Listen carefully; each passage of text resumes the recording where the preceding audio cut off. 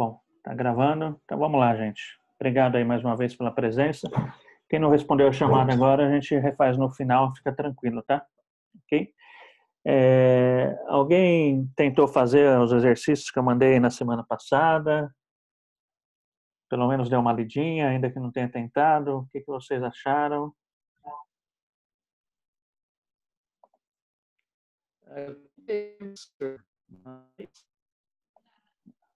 Eu não entendi. Quem falou foi o Fábio? Sua voz está picotando.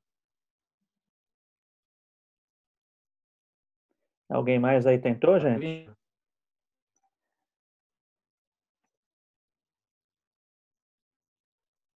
Ninguém? Silêncio? Professor, eu tentei, mas não consegui, não. Bom, parece que são problemas difíceis, né? Tá, mas a gente vai estar vendo aqui qual é a proposta de solução deles e para isso a gente vai fazer uso dos índices financeiros. Eu mandei a lista de fórmulas para vocês, mas a gente vai estar explicando aqui alguns índices que a gente não explicou na aula passada, tá? Bom, vocês estão vendo o exercício aí na tela, né? Não sei se está fácil aí para vocês. Sim, estou vendo. Mas o exercício está ali na tela. Então, a primeira coisa que eu quero destacar sobre os dois tipos de exercício, tá? O primeiro exercício é um exercício que não é comum aí no dia a dia das empresas, tá? Então, é um exercício teórico apenas para que a gente brinque aí com os conceitos teóricos e com as fórmulas matemáticas. Então por que a gente vê na faculdade, né, se no dia a dia não se vê isso? Por quê? Alguém tem alguma sugestão? É para a gente conseguir identificar os termos, assim? Sim, para ir aplicando, né, os conceitos dentro da explicação que a gente vai estar passando aqui. E também, assim, apesar de não ser um problema, né, que você vai encontrar numa empresa, esse tipo de problema aqui falando, teve tanto de lucro por ação, né, a parte foi retida, né, me fala aí qual é o grau de endividamento. Então não é comum isso. Só que é um problema bastante comum para você ingressar na empresa, tá? Então é aquele tipo de problema que às vezes a gente se pergunta, né? Então, na prática, eu vou ver isso? Eu vou ter que responder um problema desse na prática do dia a dia da empresa? Resposta: não. Tá? No dia a dia da empresa, esse problema número 1 não é comum. Tá? Então para que eu estou vendo? Porque ainda que não seja comum, esse tipo de exercício ele ocorre na situação aí de processo seletivo, tá? Porque ele vai ver justamente o domínio do o seu domínio sobre os conceitos de finanças, tá? Básicas, mas finanças, tá bom?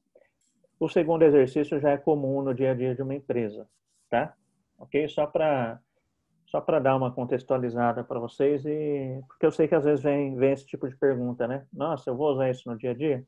Então, esse daqui não, tá? Esse primeiro, ok? Tranquilo? Então, tá lá, né? Então, uma empresa lá obteve um lucro de R$ 4 por ação no ano passado. Vocês sabem o que significa essa relação aqui, um lucro de R$ 4 por ação no passado? Está claro para todos como é o funcionamento de ações de uma empresa, gente? Não tem problema se não tiver. Oi? Mais ou menos. Comigo não, professor. Tá. Para mim não está claro, professor. Tá. Então vamos lá, vamos explicar aí como é o funcionamento de ações para uma empresa, tá? Quando ela capta recursos. Você já deve ter ouvido falar sobre a oportunidade de investimento em ações. Alguns de vocês talvez já tenham investido em ações, outros ainda que não tenham investido, provavelmente já tenham ouvido falar, né? Alguém aí já investiu em ação? Eu invisto. Eu já, professor. Então, Na verdade, faço frequentemente. Isso, então. Tem colegas aí que investem em ações, tá? E quem não investe provavelmente já ouviu falar. Uma das características aí de investimento em ação que se destaca bastante é sobre o risco da ação. Alguém que investe já perdeu dinheiro investindo em ação também ou não? Só ganhou? Sim, professor. Sim. Esse comecinho de ano aqui foi bem complicado para quem tinha dinheiro investido em ação, né? Ixi, perdeu mais ou menos 40%.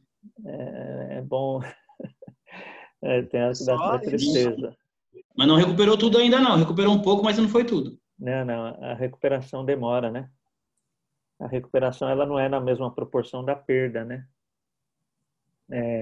Vocês conseguem enxergar isso? Só antes de eu explicar sobre a ação. Então você fala, ó, você perdeu 50% nas suas ações. Se as ações crescerem mais 50%, você recupera ou não? Não. Não. Tá claro aí? Não. Porque, olha só, vamos supor que você tivesse 10 mil reais em ações. Deixa eu aumentar aqui. A professora Simone, ela usou bem esse exemplo. Ah, tá. Legal. De que quando a gente perde uma porcentagem... A recuperação ela é muito mais lenta, né? A recuperação ela é bastante lenta. Para você recuperar, você tem que... O rendimento da ação, ou seja lá o que for, né? Do seu salário, tem que ser um rendimento muito maior, né? Então, olha só, vamos supor que você investiu 10 mil reais em ações. Você tem lá 10 mil reais em ações, tá? Vamos supor que essas ações caíram menos 50%. Menos 50%. Então, elas passaram a valer quanto? 5 mil. 5 mil reais. 5 mil reais, exatamente. Tá? Vou pegar um número redondo aqui para a gente fazer a continha de cabeça. Então, você tem 5 mil reais, tá? Para que você retorne aquele saldo inicial que você tinha, de 10 mil reais, esses 5 mil reais vai ter que render 50%? Não. Não, se render 100%. Exatamente, vai ter que render 100%, tá? Então, a recuperação de um tombo é sempre mais difícil do que a queda, tá? Então, para que esses 5 mil vire 10 mil de novo, a Bovespa vai ter que dar um rendimento de 100%, tá? Que aí vira 15. Não, aí ele volta a ser 10, né? 10. Então, você tinha 10, caiu 50. Ou seja, os 10 virou 5. Então, você tem 5. Aí você fala, caramba, eu tenho que pelo menos recuperar aquilo que eu investi lá, os 10 mil reais. Só que para esses 5 virarem 10 mil, ele vai ter que render quanto? 100%. 100%, né, professor? Porque 50% de 5 mil vai dar 2.500, aí é só 7.500. É só 7.500. Por isso que é 100%. Tá. Então, a queda sempre... Mas acontece de... Sim, acontece. Meio difícil. Acontece. Agora foi isso daí. Você vive isso nesses últimos meses? Sim, teve bastante rendimento aí, de menos 50%, menos 60%. Então, a recuperação ela é bastante lenta. Tá? O que está muito em alta é o dólar, né? Euro. Aí sempre quando um sobe, o outro cai. Quando o dólar sobe, o real desce. Aí, no caso, aí as ações. Não. O dólar não tem necessariamente a ver com as ações. No Brasil tem uma certa ligação, mas não necessariamente. Tá? Eu pensava que quando um sobe, o outro desce. Não. Há uma tendência de ocorrer isso, mas não tem uma vinculação direta. Tá? Professor, por isso que é bom os fundos imobiliários, né? Porque a cota deles caiu, né? Como todas as outras ações. Só que os dividendos continuou caindo. Da mesma forma, continuou caindo na conta os dividendos todo mês. Hoje em dia o mundo anda tão difícil de entender que está até difícil falar, né?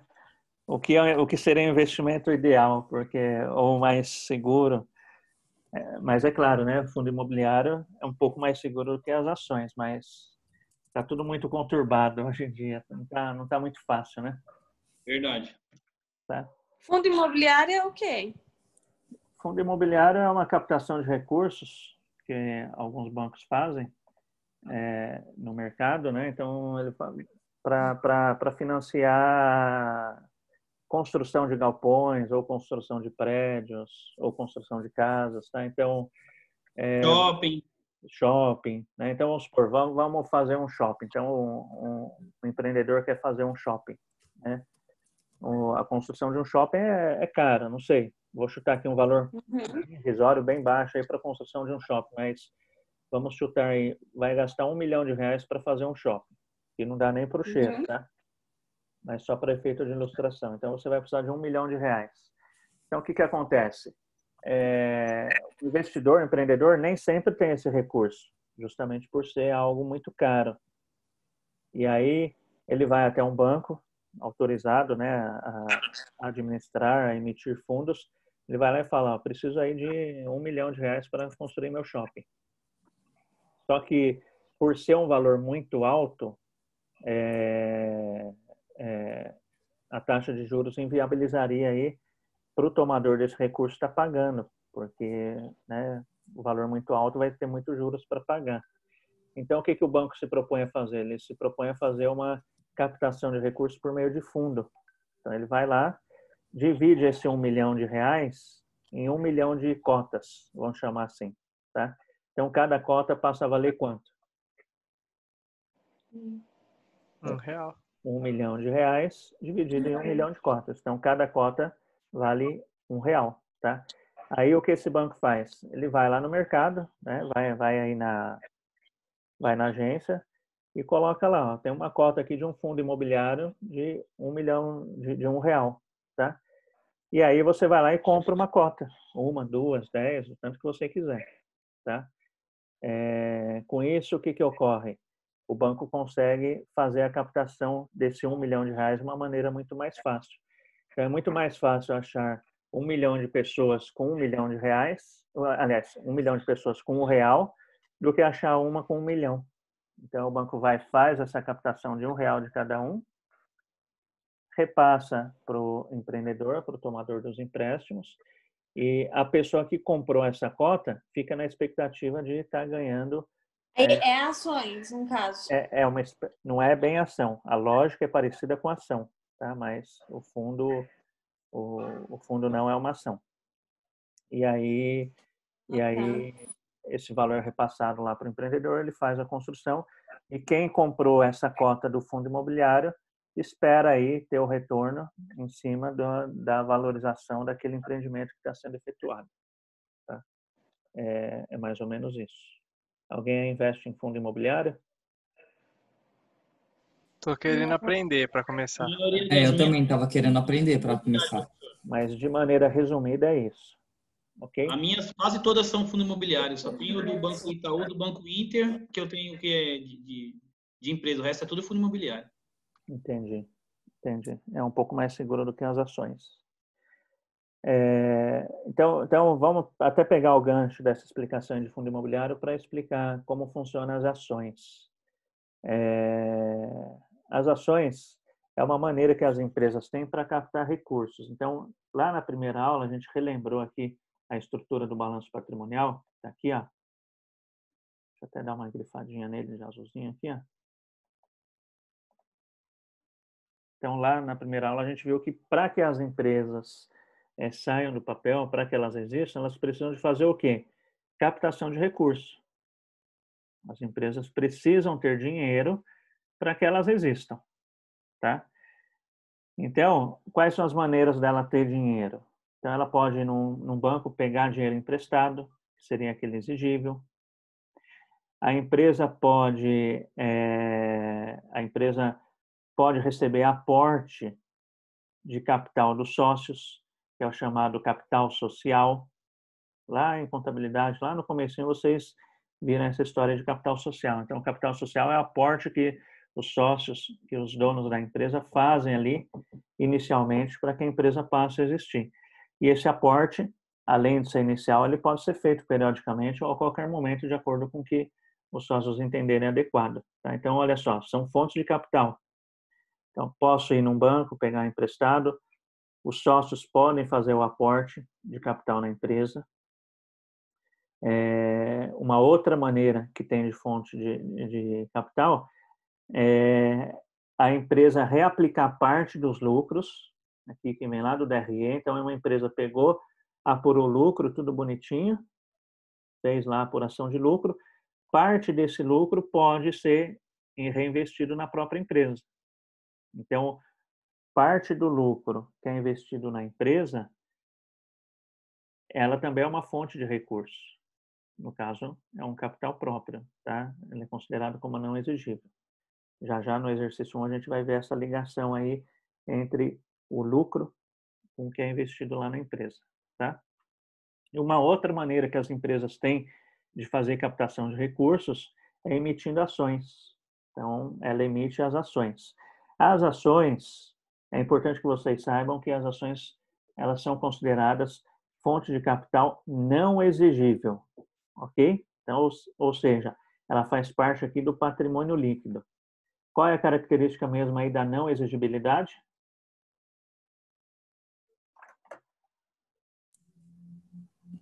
Qual é a característica da não exigibilidade? É que ela não pode ser exigida, né? Não pode ser exigida legalmente, né? Legalmente. Tá? Então, exemplo, uma empresa foi lá, pegou capital emprestado num banco. Esse empréstimo que a empresa fez é uma fonte de recursos, é uma captação de recursos que ela está fazendo no mercado, junto ao banco, no caso. Se a empresa deixar de pagar esse empréstimo, o banco vai poder exigir isso dela. Existem ferramentas legais para o banco poder exigir. Vai lá, penhora, toma bem, coloca o nome no SPC, no Serasa, tá?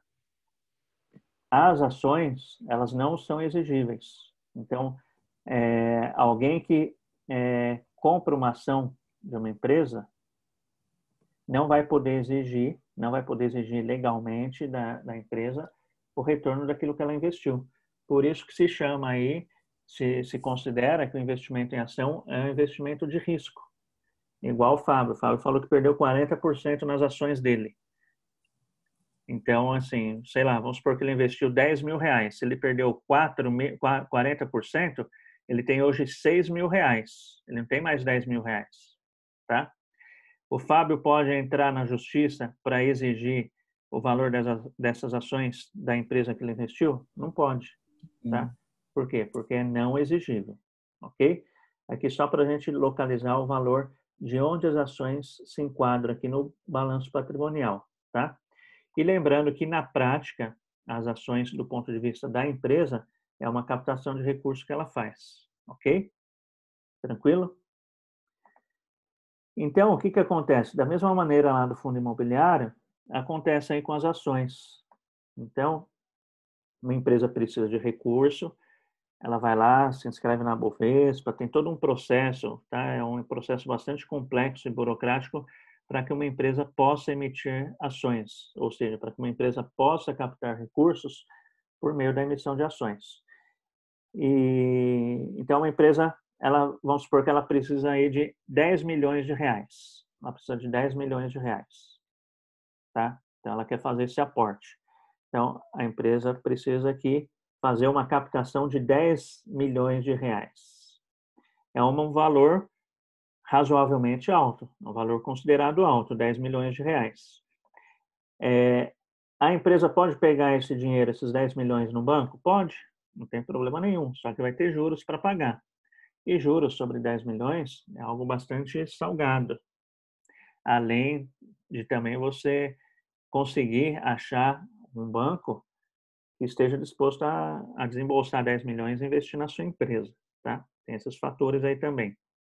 Então, para fugir dessa questão da empresa pegar um empréstimo de 10 milhões de reais, ela vai lá na Bovespa e fala, bom, eu vou dividir esses 10 milhões de reais, 10 milhões de reais,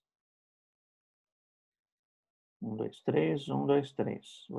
Vou dividir esses 10 milhões de reais em 10 mil pedacinhos. 10 mil pedacinhos. Ok? Quanto vale cada um? Quanto vai valer cada pedacinho? 10 milhões de reais dividido por 10 mil pedacinhos. Aliás, quanto dá, gente? Alguém faz aí para mim?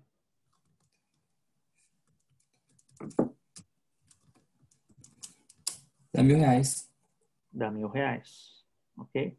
Vamos colocar aqui. Vamos ficar mais fácil para ficar mais fácil de vender, tá?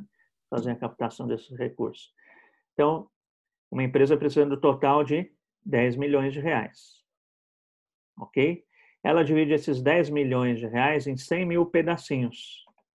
Quanto vai valer cada pedacinho? R$ 100. É igual R$ 100, professor. R$ 100 cada pedacinho.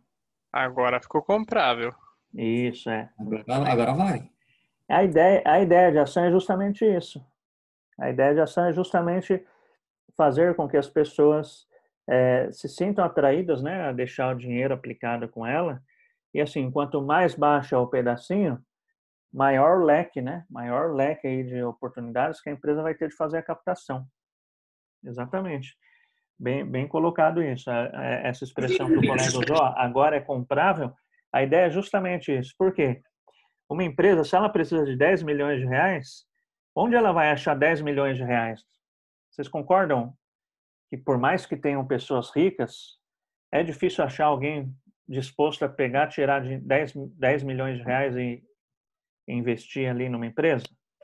Mas aí tem uma quantidade, né, professor? Sim. Eles liberam? Sim. Já vou explicar já. Então, assim, fica pesado para alguém tirar 10 milhões de reais e investir numa empresa. Então, o que eles fazem? Ele vai lá, divide cada um desses, divide numa quantidade de pedacinhos. No nosso exemplo aqui, 100 mil pedacinhos. Esses pedacinhos, eles são chamados o quê? Do que são chamados esses pedacinhos? Ações? Exatamente. Ações? Tá? Ações. Então, esse pedacinho aqui é as ações. Nada mais do que as ações. Tá? Então, o que ocorre? É muito mais fácil uma empresa achar 100 mil pessoas que estão dispostas a aplicar R$ 100, cada uma dessas pessoas aplicar R$ 100 na empresa, do que achar uma pessoa disposta a aplicar 10 mil. Mas é difícil de achar ações nesse valor, né, professor? Na verdade, as ações custam, vamos supor, R$ 100. Vamos colocar, né, que a cota está R$ 100, mas a ação, você compra uma fração da ação, na verdade, que ações são, na grande maioria das vezes, ela custa aí, 2, 3 mil uma ação. Né? Depende, Fábio. Depende. Depende da empresa, né? O porte da empresa, não, né? é o que ele falou, tem ação fracionada, tem ação que não. Sim. Depende, não tem um preço específico de ação, mas tem ação que é R$ 60.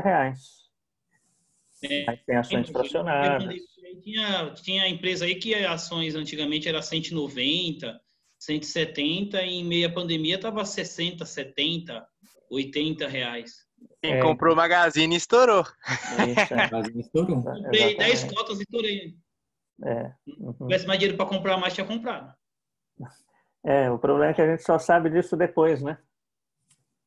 Eu arrisquei. Tem um fundo imobiliário que é o MXF11, se eu não me engano, é o MXR11, que a cota do fundo imobiliário antigamente era 12, 13 reais. Em meio à pandemia chegou a 7. Eu comprei 50 cotas dele e agora está custando R$12,90. Você vê? O mercado de ação é assim, um dia tá alto, outro dia tá baixo, é imprevisível. O problema do mercado de ações é que ele é imprevisível. Sim, exatamente. O mercado de ação é imprevisível.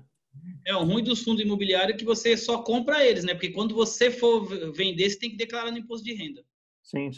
As ações também tem, né? Na verdade, tudo que a gente Mas não, professor. tem de transação As financeira. ações, professor, para declarar não tem que passar de R$20 mil? Isso, exatamente. Tem a declaração obrigatória, né? Mas, assim, o ideal é que se declare tudo, né? Mas tem os valores mínimos que passam a ser obrigatórios. A partir do momento que não é obrigatório, é recomendável que faça, mas se você não fizer, você não vai tomar multa, tá? Mas todo ganho, toda perda sempre é bom aí tá comunicando à Receita Federal.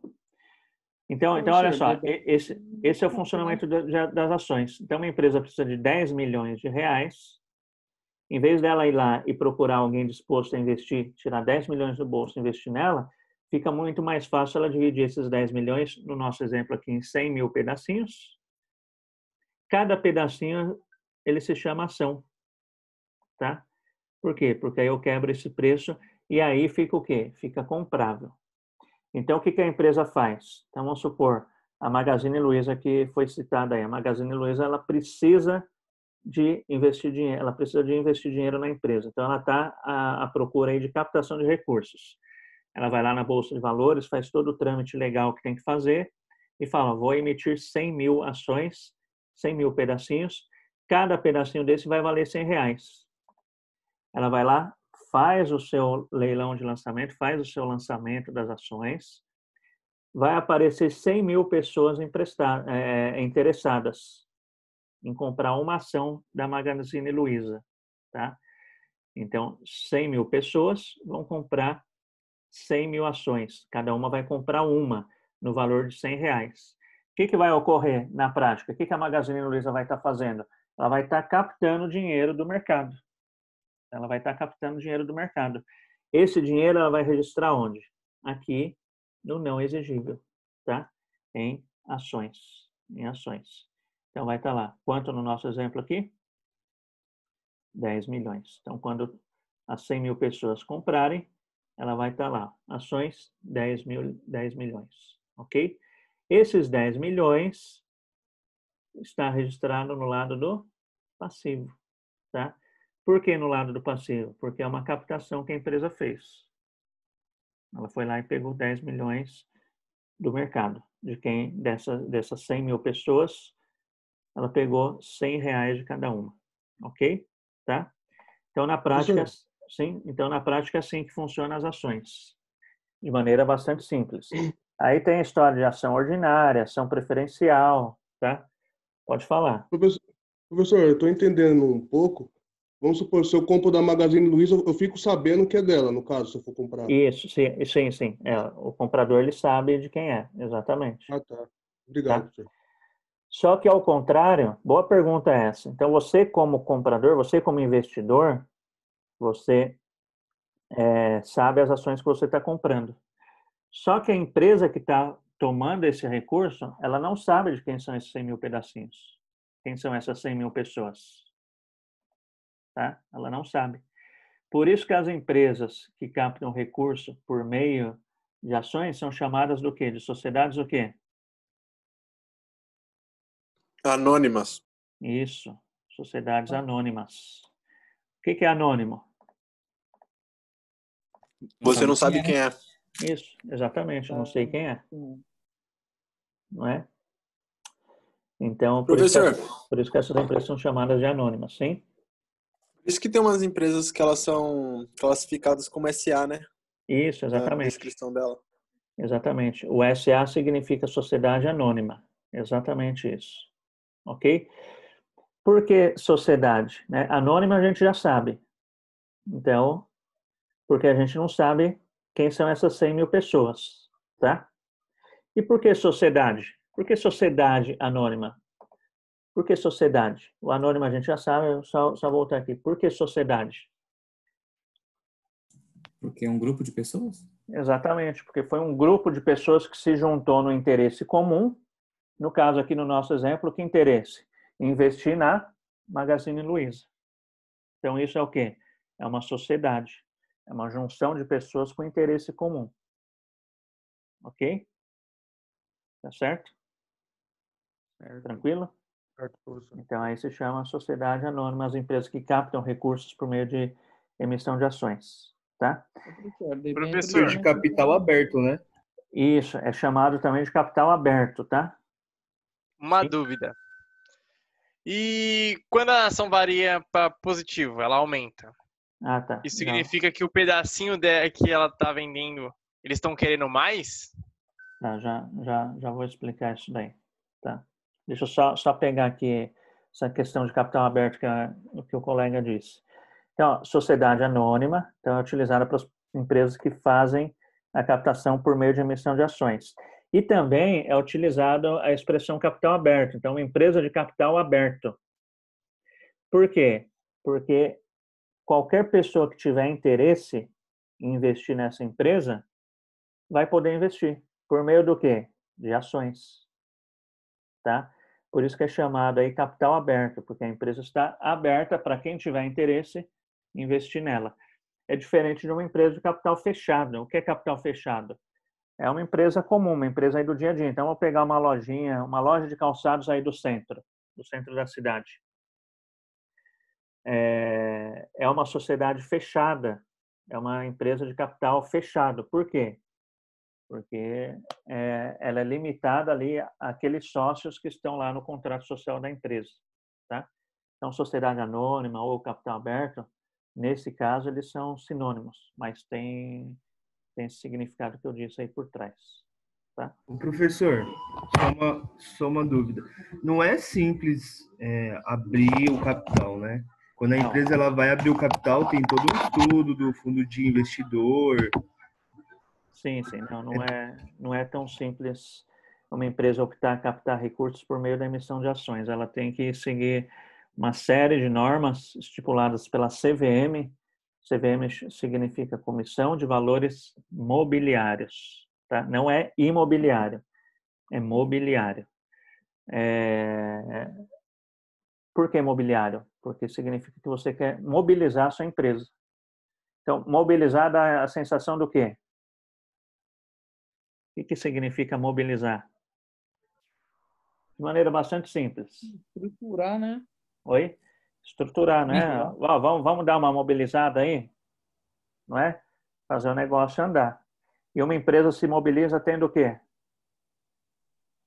Capital. Dinheiro. Então, olha só. Uma empresa recebendo 10 milhões, ela está mobilizada, não está? Sim. Dá para dar uma mobilizada boa, não tá? Dá ou não dá?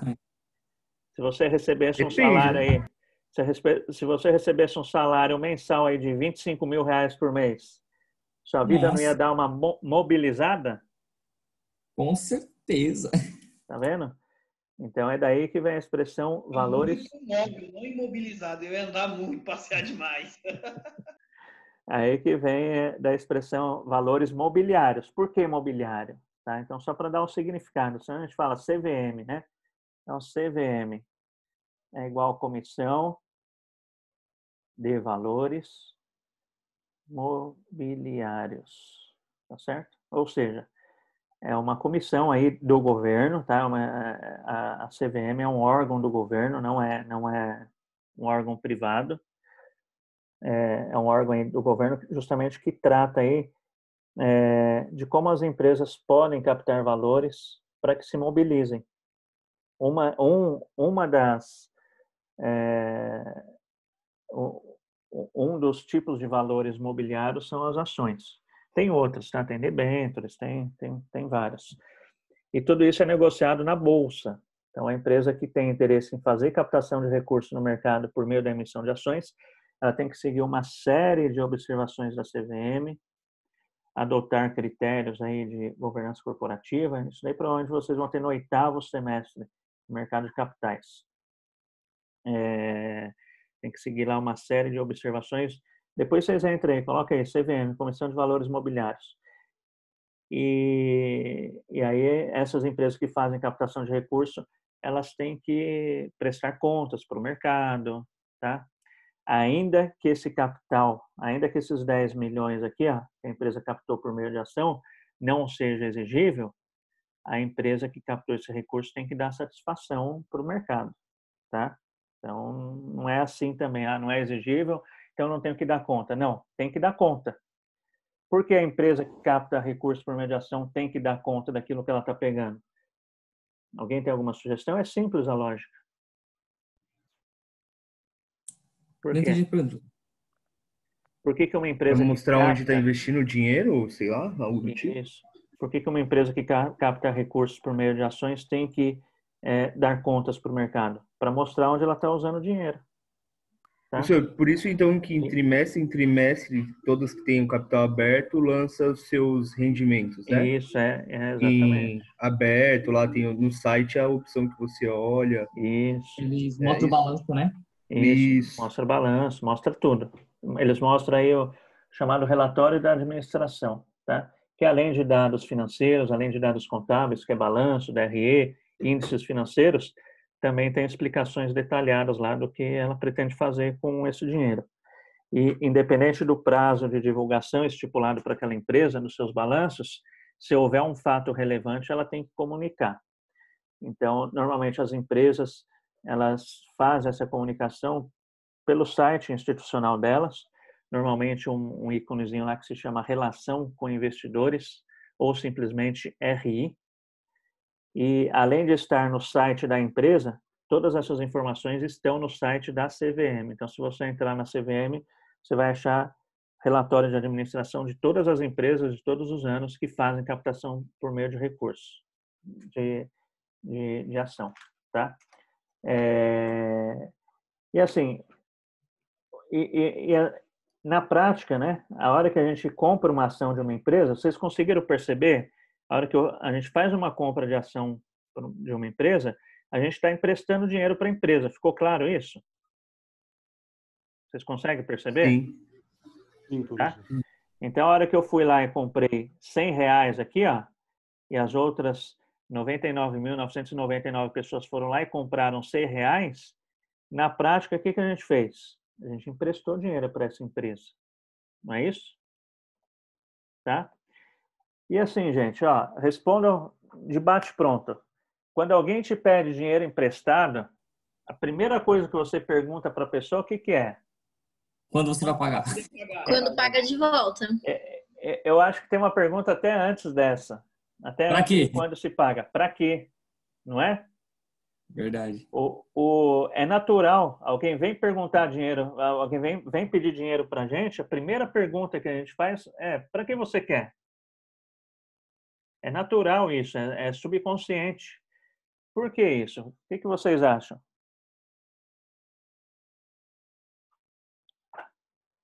O que vocês acham? Sabendo que a pessoa está investindo, né? Está emprestando dinheiro. Para que a gente... Para saber se vale a pena emprestar ou não, né? Correr o risco. Exatamente. Olha só que legal que a colega disse. Né? Para saber, né, para que aquele dinheiro vai ser aplicado. Na prática, a hora que a gente faz essa pergunta, encaixando com o que a colega disse aí, a gente está fazendo um juízo de valor, que pode ser certo ou errado, mas ali, a hora que a gente faz essa pergunta, a gente está querendo ser um juiz e a gente está julgando. E a ideia de se julgar nesse caso é para quê? É para falar justamente isso que a colega disse. Vale a pena eu correr o risco? Não é?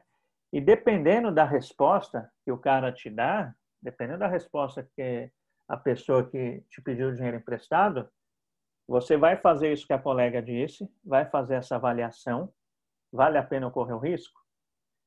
E essa sua avaliação de risco vai ser em função do que ele te responder, não é? Então o cara vem e te pede aí R$1.000.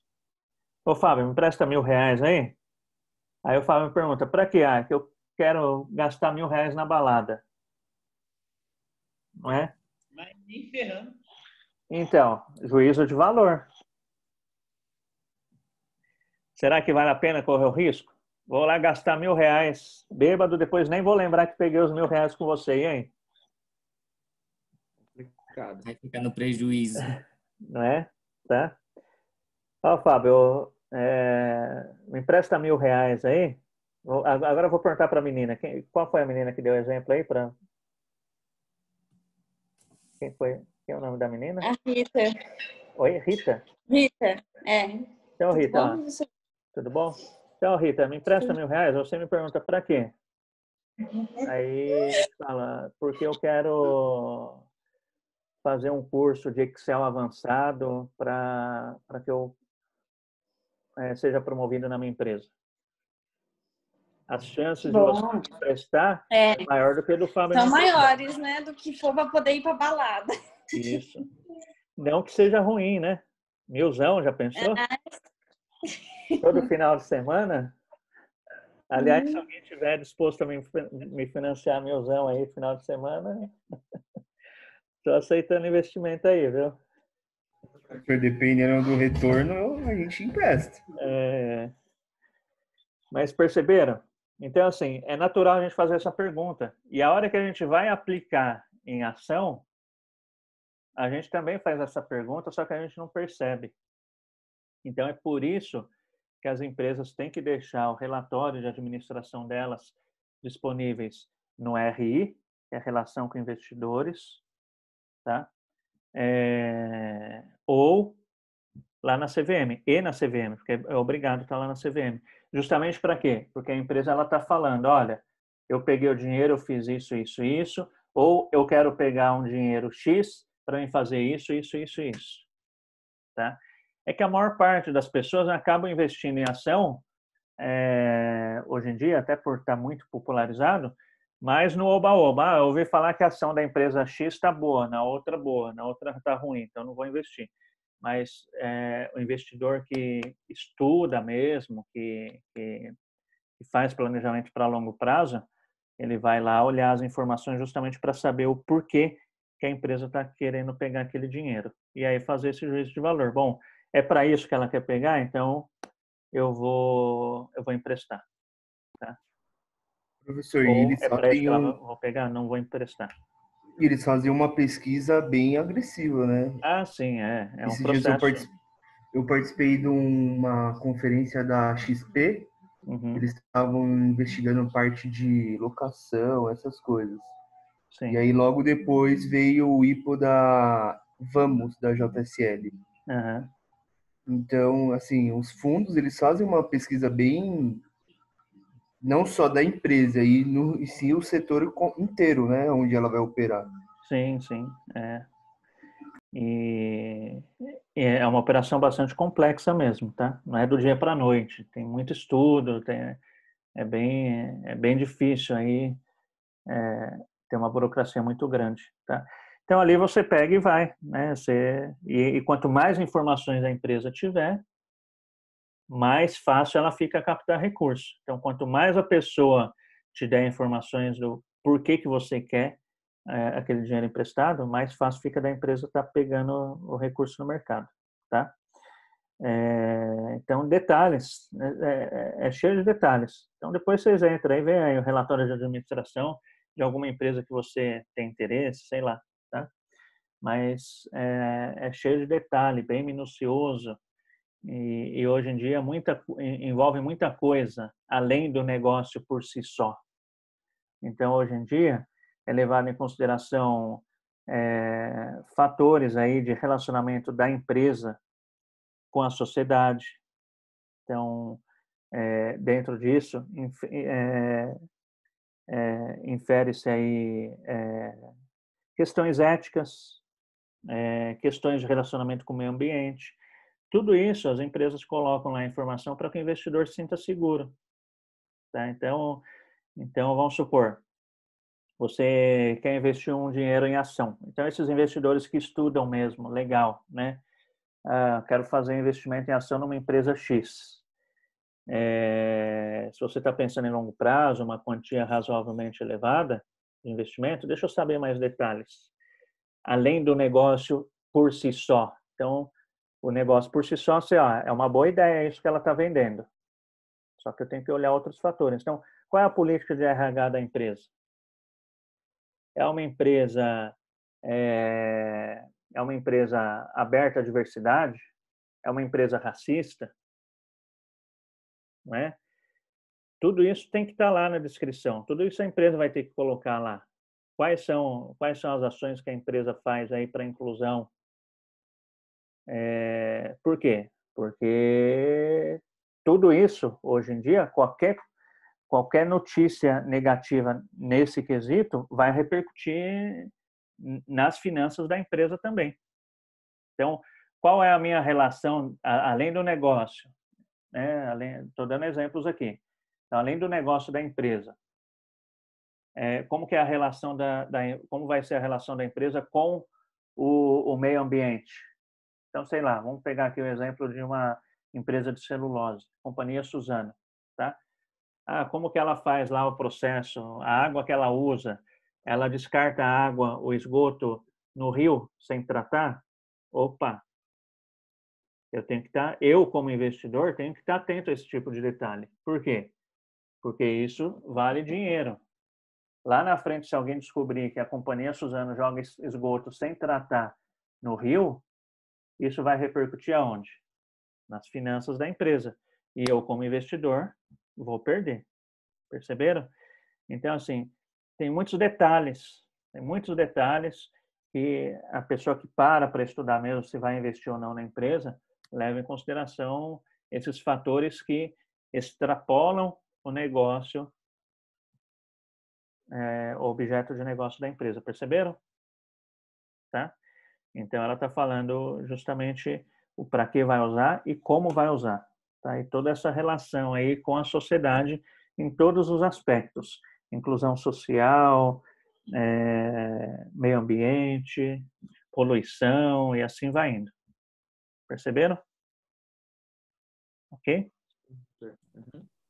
Ok. Só o colega perguntou lá da questão de valorização, né? Não esqueci não, é que uma coisa foi puxando a outra. Então, aí o que acontece? Então, uma empresa precisa de 10 milhões de reais, ela divide esses 10 milhões em 100 mil pedacinhos, ou seja, em 100 mil ações. Cada ação, nesse caso, vai valer 100 reais, ok? Então, ela vai lá e lança isso. Então, na prática, quem compra essa ação de 100 reais está emprestando para a empresa, tá? Essa pessoa que compra a ação, então o Fábio que falou que foi lá e comprou a ação. Ele comprou a ação de uma empresa qualquer lá. Vamos supor que ela comprou, desse nosso exemplo aqui, da Magazine Luiza de 100 reais. O que o Fábio espera a hora que ele empresta esses 100 reais para a empresa? Um retorno. Um retorno. Positivo. Retorno. Exatamente. Ele espera um rendimento, e esse retorno é caracterizado por 2 itens. Uma rentabilidade sobre esses 100 reais, ok? Uma rentabilidade sobre esses 100 reais e uma liquidez para que a hora que ele quiser ter esses 100 reais de volta, ele tem, ok? Tá? Então, quais são as maneiras de remuneração de uma ação? Então, existem 2 maneiras que o dono de uma ação é remunerado, ou seja, existem 2 maneiras que a empresa que captou esse recurso vai pagar para o acionista deixar esses 100 reais com ela. Quais são essas 2 maneiras? Uma é o que o colega disse aí, a rentabilidade. Não é isso? Tá? A rentabilidade. Ok? Tá certo? E a outra maneira? Os juros? A rentabilidade seria aí os juros, né? Os juros é uma consequência da rentabilidade. Então tá. É difícil escrever rentabilidade, hein? Dividendos, né, professor? Oi? Dividendos, né? Não entendi? Seria o próprio valor, professor? Não. É o que a gente chama aí de dividendos. Tá? Então, quais são aí as maneiras que uma empresa tem, que uma ação tem de remunerar o investidor dessa ação? A rentabilidade e os dividendos. Então, quando você vai lá e empresta 100 reais para a empresa, você vai emprestar esses 100 reais esperando o quê? Ter rentabilidade e dividendos. Tá certo? Rentabilidade e dividendos. Tranquilo? Tá? Uhum. Como se alcança a rentabilidade? Como se alcança a rentabilidade?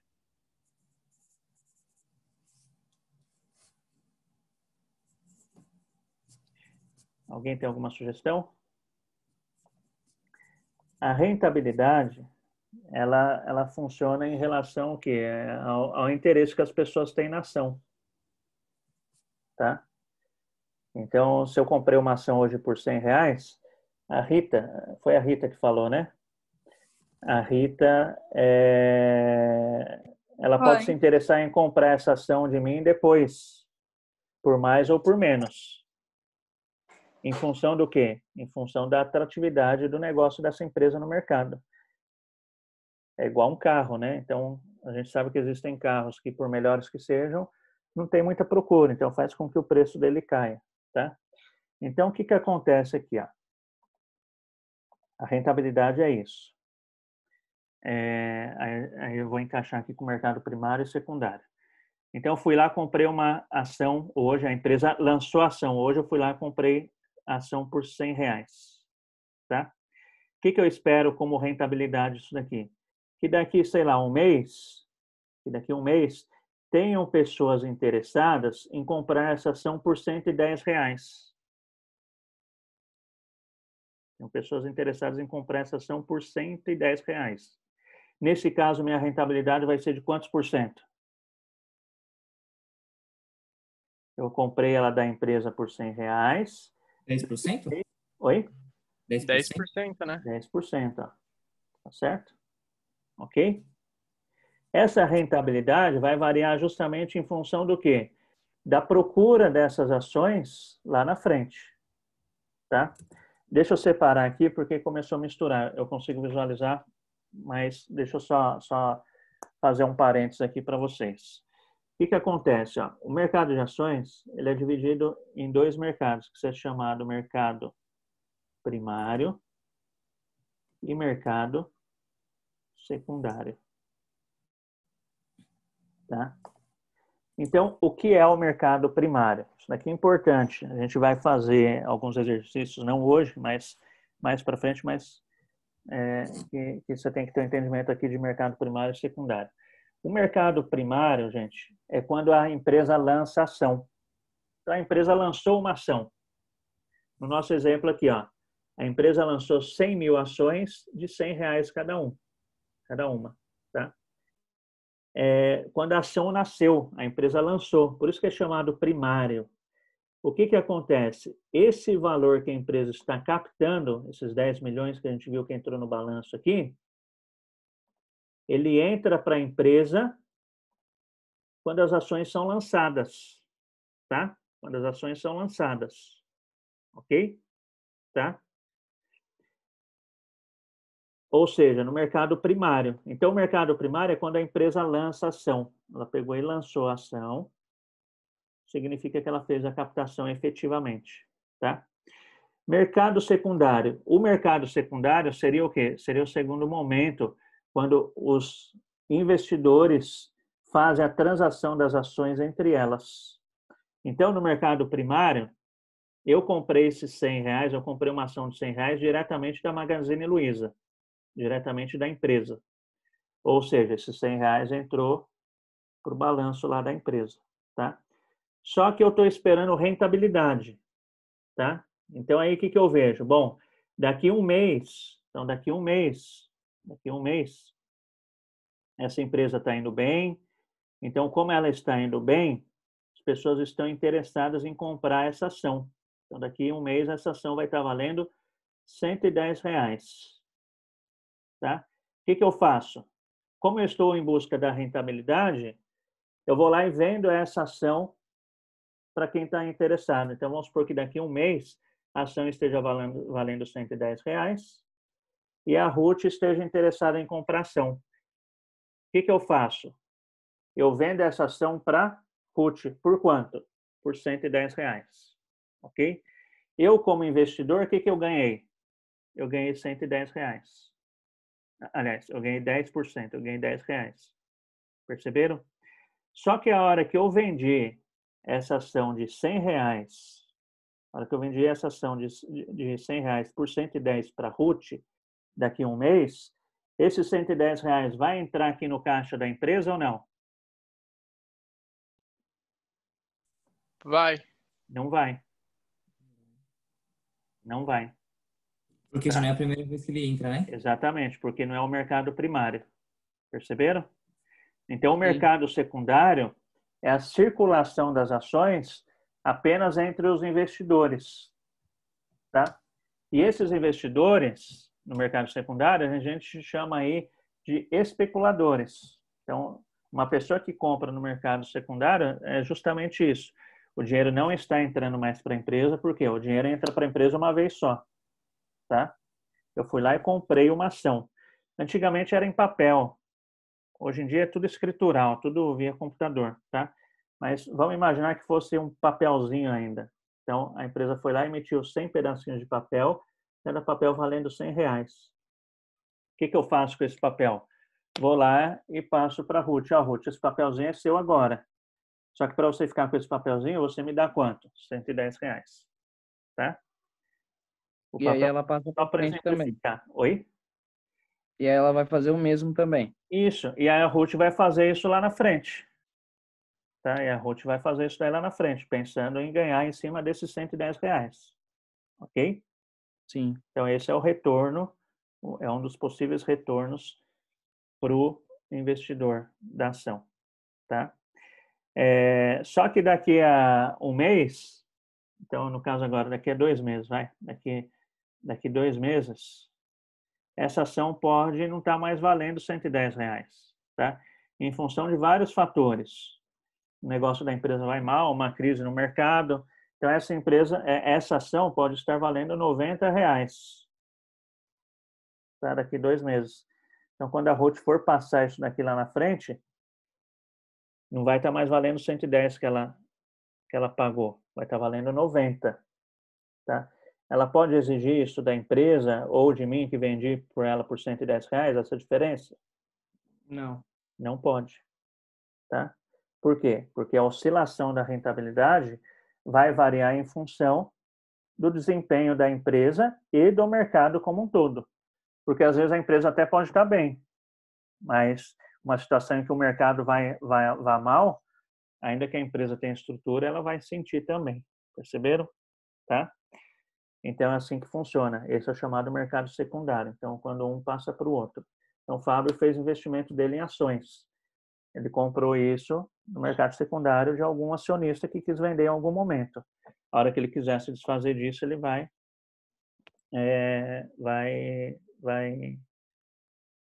vender para alguém que tem interesse. Tá certo? Professor, então quer dizer que o mercado secundário é bem maior que o primário, né? Sim, exatamente. O primeiro é só entrada, né, da ação, né? Isso, exatamente. E assim, apesar do dinheiro entrar para a empresa só no mercado primário, apesar do dinheiro entrar para a empresa só no mercado primário, qual é a vantagem de ter o mercado secundário? Porque os investidores não precisam revender essa ação direto para a empresa de volta. Ele pode estar passando de pessoas e facilitando o giro dessa cota, dessa ação, no caso, né? Isso, boa, tá? Então, primeiro, porque a empresa, né, ela não tem obrigação de comprar essa ação. Por quê? Porque a ação, ela não tem prazo, tá? A ação não tem prazo. Então, você não pode comprar uma ação hoje. Então, vamos lá no começo, mercado primário. Comprei os R$100. Daqui um mês eu chego para a empresa e falo, não quero mais essa ação. Me dá os R$100, tá o papelzinho aí que vale R$100. A empresa não é obrigada a fazer isso. Por quê? Porque não tem vencimento. As ações não têm vencimento. Diferente de uma dívida.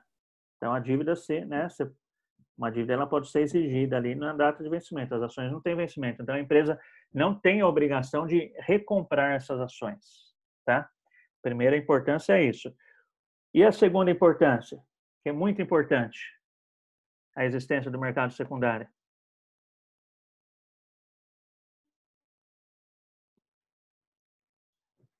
Qual? Ele gera liquidez. E, por sua vez, se ele gera liquidez, por sua vez, vai acontecer o quê? Ele faz com que as pessoas tenham interesse, não é? O que é a liquidez? Alguém tem alguma sugestão do que seja a liquidez? O que é liquidez, papai? Seria algo livre? Algo livre, sim. Tem a ver com isso. O que mais? O que de fato você tem de poder de compra, o real rendimento, o bem que você tem disponível. Sim, também. O que mais? Quando vira dinheiro, né? Realmente entra no caixa, vira dinheiro, né? Isso. É tudo isso que vocês falaram. Resumindo e juntando tudo. Liquidez é a facilidade de transformar algo em dinheiro. Tá? Liquidez é a facilidade de transformar algo em dinheiro. Tá bom? Então, quanto mais liquidez... Quanto mais fácil uma ação, mais ela tem liquidez. Isso, exatamente. E essa liquidez eu vou ter mais ou menos aonde? No mercado secundário. Não é? Porque é ali que vão aparecer os interessados. É ali que vai aparecer os interessados em quê? Em comprar, ou os desinteressados em não comprar. Tá? Então, assim, só para fechar essa questão de mercado primário e mercado secundário, liquidez, vamos fazer analogia com algo que fica bem mais claro de vocês entenderem, tá? Vamos imaginar uma fábrica de automóveis, uma fábrica de carro. Então, em que momento o dinheiro da compra de um carro entra para a fábrica do carro? Quando vende para a concessionária? Isso é. Quando ela vende o carro zero. Não é isso?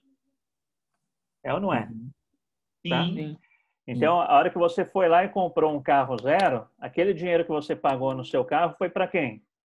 Foi para a concessionária. Tem a concessionária, mas vamos imaginar concessionária e fábrica uma coisa só, tá? Só para pegar um caminho só. Na verdade, elas são bem próximas ali, tá? Vamos supor que a concessionária é um braço, é uma representante ali da empresa, tá certo? Na hora que você comprou um carro, você pagou lá, sei lá, 60 mil reais num carro. Aqueles 60 mil reais foi para quem, de maneira geral, Para a marca? Foi para a fábrica, não é? Tá? Daqui um ano você vendeu esse carro. Aquele dinheiro que você transacionou entre você e quem comprou o seu carro vai para a fábrica? Não. Não vai mais. Por quê? Porque já está no mercado secundário de carro. Só que a gente não chama mercado secundário, a gente chama hoje mercado de usados ou, né, mais bonito, mercado de seminovos, não é isso? Tá? Agora ficou simples. E é a mesma lógica aqui do mercado de ações, tá certo? É a mesma coisa do mercado de ações. Então, quando a ação é lançada, o dinheiro vai para a empresa. Da mesma maneira, quando você vai lá na concessionária e compra o carro zero, o dinheiro vai para a fábrica. Daí para lá, a vida daquele carro, né? Sei lá, o carro vai durar 20 anos. Vai ter inúmeras compras e vendas daquele carro. Nada disso vai influenciar no caixa da empresa diretamente. Só que tem o detalhe da liquidez. Tem o detalhe da liquidez. O que é a liquidez? É a facilidade que existe de você vender o carro aonde? No mercado secundário. Não é? Tá? Então, vamos supor,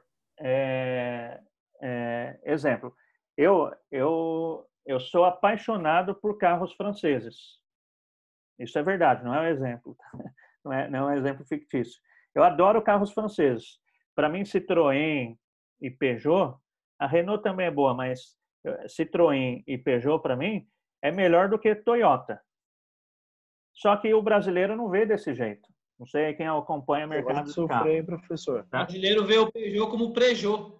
Então, eu já não acho. O senhor vai sofrer aí, professor. Não.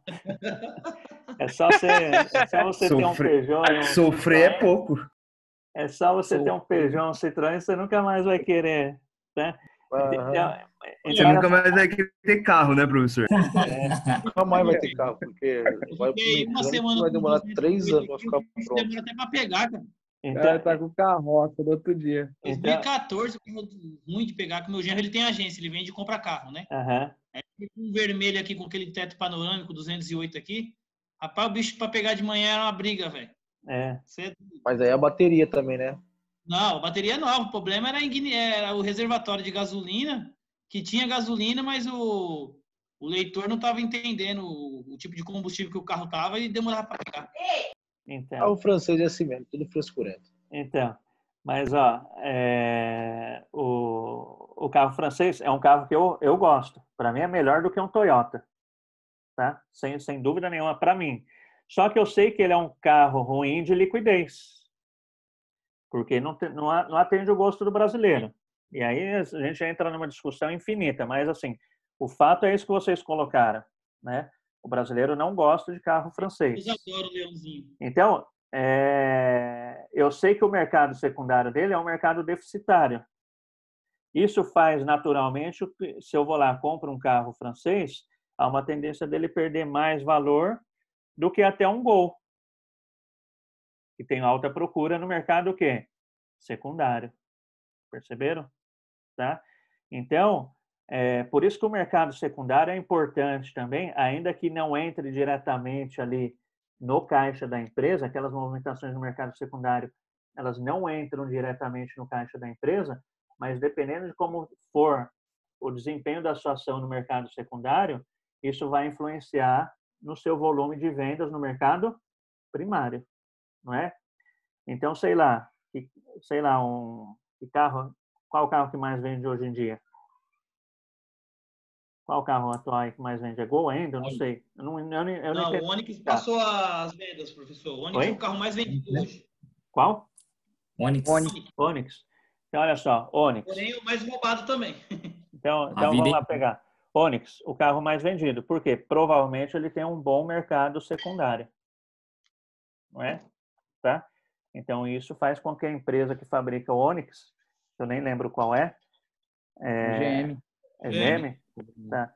GM. Faz com que a GM aposte mais na sua produção, porque ele sabe que vai circular. Perceberam? Tá?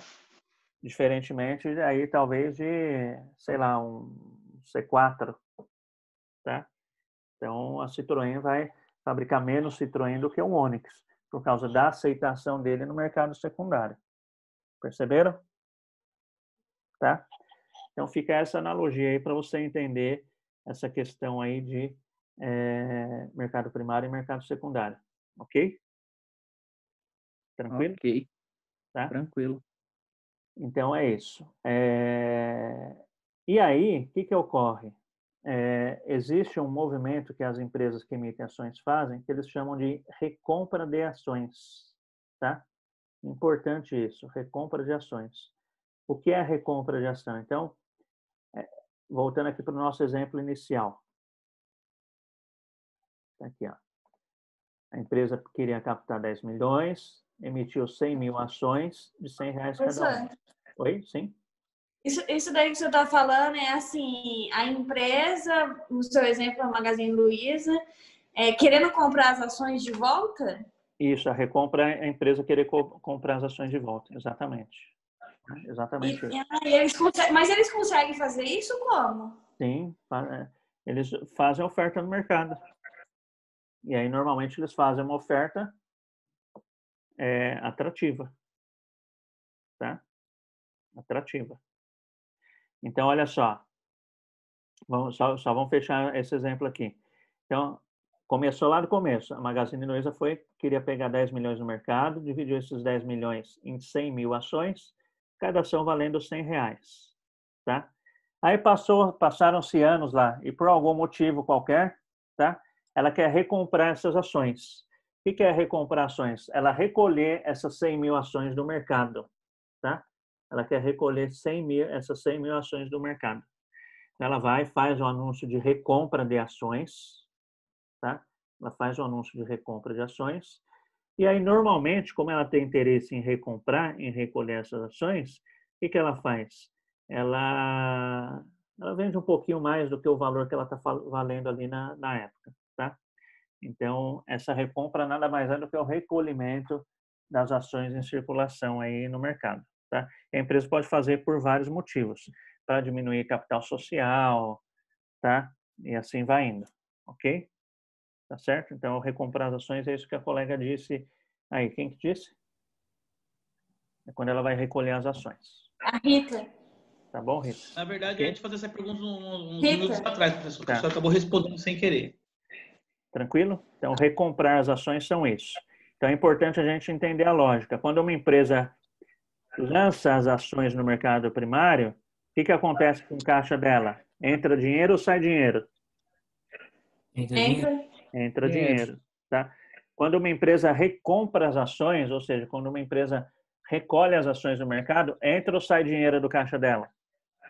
Sai dinheiro. Sai dinheiro. Vai. Isso, exatamente, tá? A gente vai precisar saber desse raciocínio para alguns exercícios futuros aí que a gente vai fazer, tá? Ok? A Sulamita hoje está quietinha?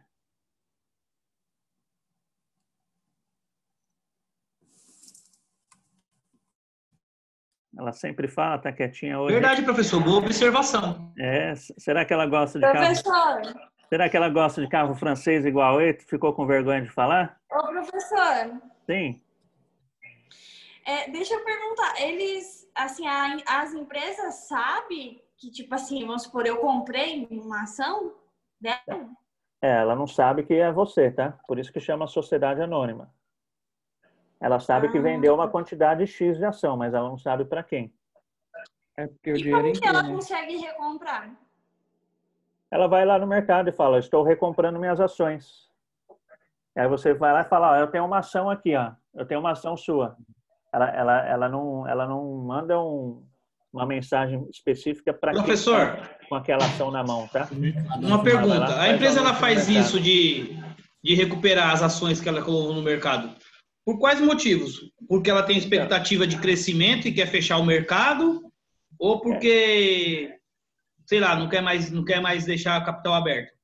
Ajustar patrimônio, né? Então, diminuir o patrimônio líquido dela. Eventualmente, se ela for fechar o negócio dela, tá? Então, ela quer fechar o negócio dela e vai devolver, né? Isso daí gera o quê? Gera credibilidade. Se a empresa quebrar, todo mundo perde, né? Se quebrar é outra história, né? Tá, mas se ela vai fechar programadamente, né? Então ela vai lá e fala, quero recomprar. Tipo, quando ela recompra, ela pode vender novamente, certo? Sim, ela vai ter que lançar outra. Não, aí ela relança, essa daí já não serve mais. Tá, mas aí nesse caso, já que eu vou lançar uma nova, entra no mercado primário novamente. Isso, exatamente. Na verdade, então, eles recolhem quando eles vão fechar para manter a credibilidade, porque provavelmente eles vão ter a vontade de investir em outra área, né? Sim, e aí tem medo do nome ser associado ao que aconteceu no passado e não ter credibilidade. Isso, exatamente. Exatamente. Isso, exatamente. Tá? Ok? Então, investidor quando compra uma ação, então o Fábio vai lá e compra uma ação. Então, ele está interessado na eventual rentabilidade, que foi isso que eu expliquei. Essa rentabilidade ela ocorre aí no mercado secundário, tá? Ou também nos dividendos, tá? Então, o que é dividendo? Vocês que quem investe em ação aí na turma, sabe o que é dividendo? É quando a empresa obtém lucro e ela divide esse lucro com os donos das ações? Isso, exatamente, tá? Então, o dividendo nada mais é do que distribuição de parte do lucro, não é do lucro todo, de parte do lucro para quem está de posse daquela ação naquele momento, tá? Então, existem ações que rendem dividendos e outras não, tá? Quando você compra ação, ela te informa. Sim? A empresa, assim, igual esse exemplo que o senhor está dando da Magazine Luiza, até quanto, assim, eles podem ficar anunciando que quer vender as ações dela? Até quando? Como assim? A quantidade, assim, é ilimitada? Eles põem tantas vezes que eles quiserem? Quantos por cento das ações eles colocam no mercado? Não. A quantidade que eles quiserem. É claro que isso é feito com estudo, igual o colega disse aí, né? Então, eles não chutam.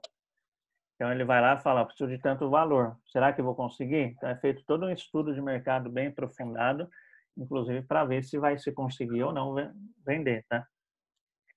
Mas é uma engenharia muito bem fechada, de maneira que eles conseguem fazer a captação bastante rápida e precisa quanto à quantidade de dinheiro que eles querem captar. Professor, eles colocam mais do que 50% das suas ações totais no mercado aberto? Então, ou eles colocam menos para poder ter um majoritário?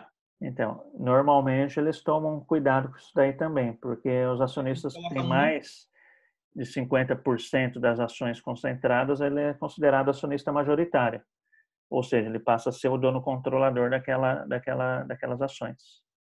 Tá? Então, na verdade, eles daquele colocam grupo. 49% de ações eles colocam no mercado, 51% o dono mantém com ele. Isso, normalmente é dessa maneira. Entendeu? Na verdade, não é 51, tá? Porque, assim, até esses ajustes de recomprar as ações tem a ver com isso daí também, né? Então, eu tenho um equilíbrio aí da minha distribuição societária, tá? Porque a gente costuma dizer, quem é o acionista majoritário? Quem é o acionista majoritário? É o que tem 50% mais uma ação? Essa é a resposta correta? Eu acredito que não, porque às vezes, por exemplo, tem um que tem 15%. Para mim é aquele tem que 10%. tem mais porcentagem, né, professor? Isso, exatamente. É aquele que tem mais ações. Isso, exatamente. Tá? Então, esse é o acionista majoritário. Mas é claro que é um jogo, né? É uma questão de tática e estratégia. Então, eu posso ser um acionista majoritário com 30% das ações? Sim. Se os outros 70% estiver dissolvido em pequenos investidores, eu sou majoritário. Só que se vier um investidor grandão e comprar uma fatia grande dessas que estão espalhadas, o que eu perco? Eu perco o meu controle da empresa. Ô, professor. Sim? Eu comprando ações, eu posso opinar também em alguma coisa ou eu nunca fico sabendo de nada? Pode opinar sim. Tá? Aí entra a diferença entre acionista ordinário e acionista preferencial. Isso que eu ia falar. Eles te dão direito de voto, nem que seja por carta. Eles já mandaram carta para mim e tudo mais. Então, quando você compra uma ação, existem dois tipos de ações. Existe a ação ordinária e a ação preferencial. A ação ordinária, ela vem expressa quando você compra a ação ordinária pelo código ON, e a preferencial, quando você compra ação, tem lá nos códigozinhos PN, tá? Então, o que é ordinário? O que significa a palavra ordinário? O que é uma pessoa ordinária? Da ordem? Mandar? Não. Não? O que é uma pessoa ordinária? Comum, professor. Não sei, não Comum. tem canal. Você nunca chamou ninguém de ordinária? Eu não. Não. É que a gente usa a palavra com um tom pejorativo, mas a palavra ordinário, significa comum, igual alguém disse aí. Quem que disse? Olá, O professor já estava esperando um monte de piadinha, né, sobre ordinária, né? Eu tava doido para falar uma, mas fiquei quieto. Então, Eu sabia que alguém aí que ficou maquiadinho. Então, a palavra ordinária é isso que a Lásila disse, significa comum.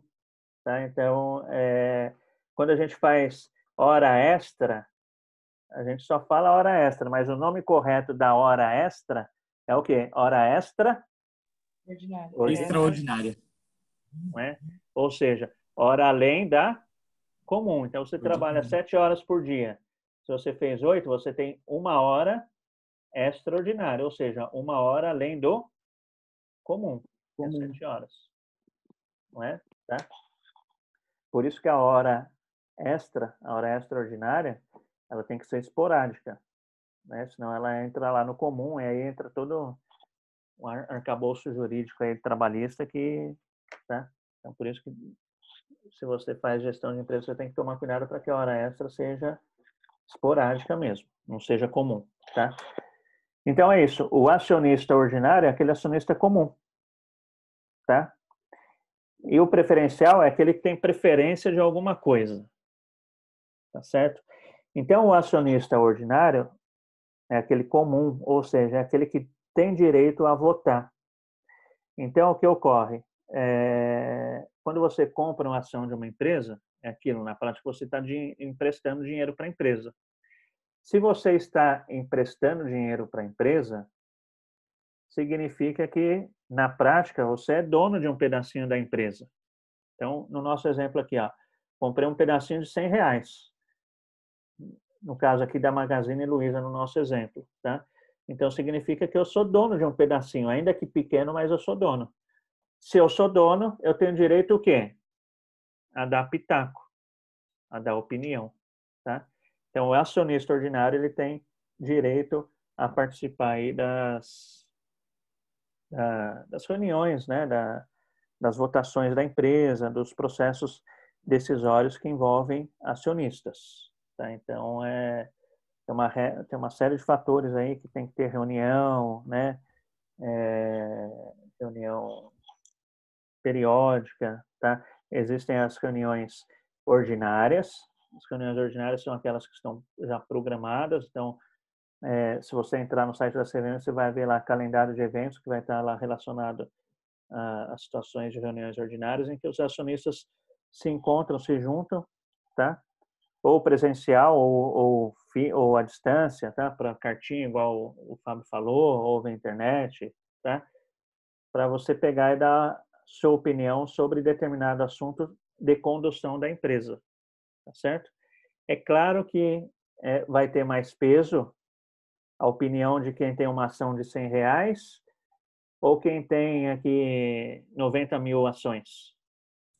Quem tem 90 mil ações. Isso, exatamente, tá? Então, é meio que proporcional nesse sentido aí, tá bom? Então, por que normalmente os acionistas fazem a condução, o grupo controlador, para que a maior parte das ações estejam na mão do grupo controlador, justamente para que as decisões tendam a seguir mais ou menos o que eles entendem ser mais adequado, tá? Mas tem essas reuniões aí, eventualmente, tá? Hoje em dia não sei como que tá, ainda mais com essa pandemia, mas quando eu era mais jovem, né, eu costumava ir esses encontros de acionista aí. Era novinho, estava na faculdade. Eu ia lá por 2 motivos. Não tinha dinheiro aplicado, né? Normalmente a gente está ali com a faculdade para pagar, é um aperto lascado e tal. Mas eu ia lá para 2 motivos. Um para o Boca Livre. Então sempre tinha lá uns salgadinhos, umas comidas show de bola. Do Itaú tinha, eu lembro, né? Ia lá também para dar uma paquerada, né? Então, mas investir em ação, nada. Eu estava achando que o senhor estava indo para lá para adquirir conhecimento, algo do tipo, assim, que agregasse minha boba. A inocente. Boba em acreditar nisso. A Boca Livre era bom antigamente. Eu não sei hoje como tá, já faz um tempinho. Isso aí já faz uns 20 anos atrás, já faz bastante tempo. Tá? Mas é isso. Então, você vai lá e você tem o direito a dar o seu voto, dar a sua opinião. Tá? Os acionistas preferenciais não têm direito a dar esse voto. Tá? Então, eles não têm direito a opinar no andamento da empresa. Então, o que eles fazem para compensar? Justamente como esses acionistas não podem dar opinião, não podem votar nas assembleias, eles fazem para compensar que eles têm preferência na distribuição dos dividendos. Então, quem recebe primeiro os dividendos, quem é? São os acionistas. São os acionistas preferenciais, justamente para compensar essa desigualdade de direito na votação.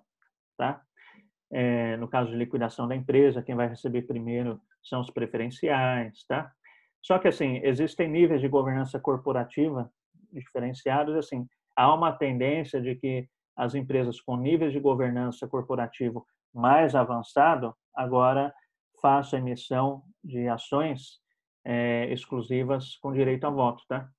Então, é possível uma empresa ter direito a emitir ações, apenas de ações ordinárias? Sim, é possível.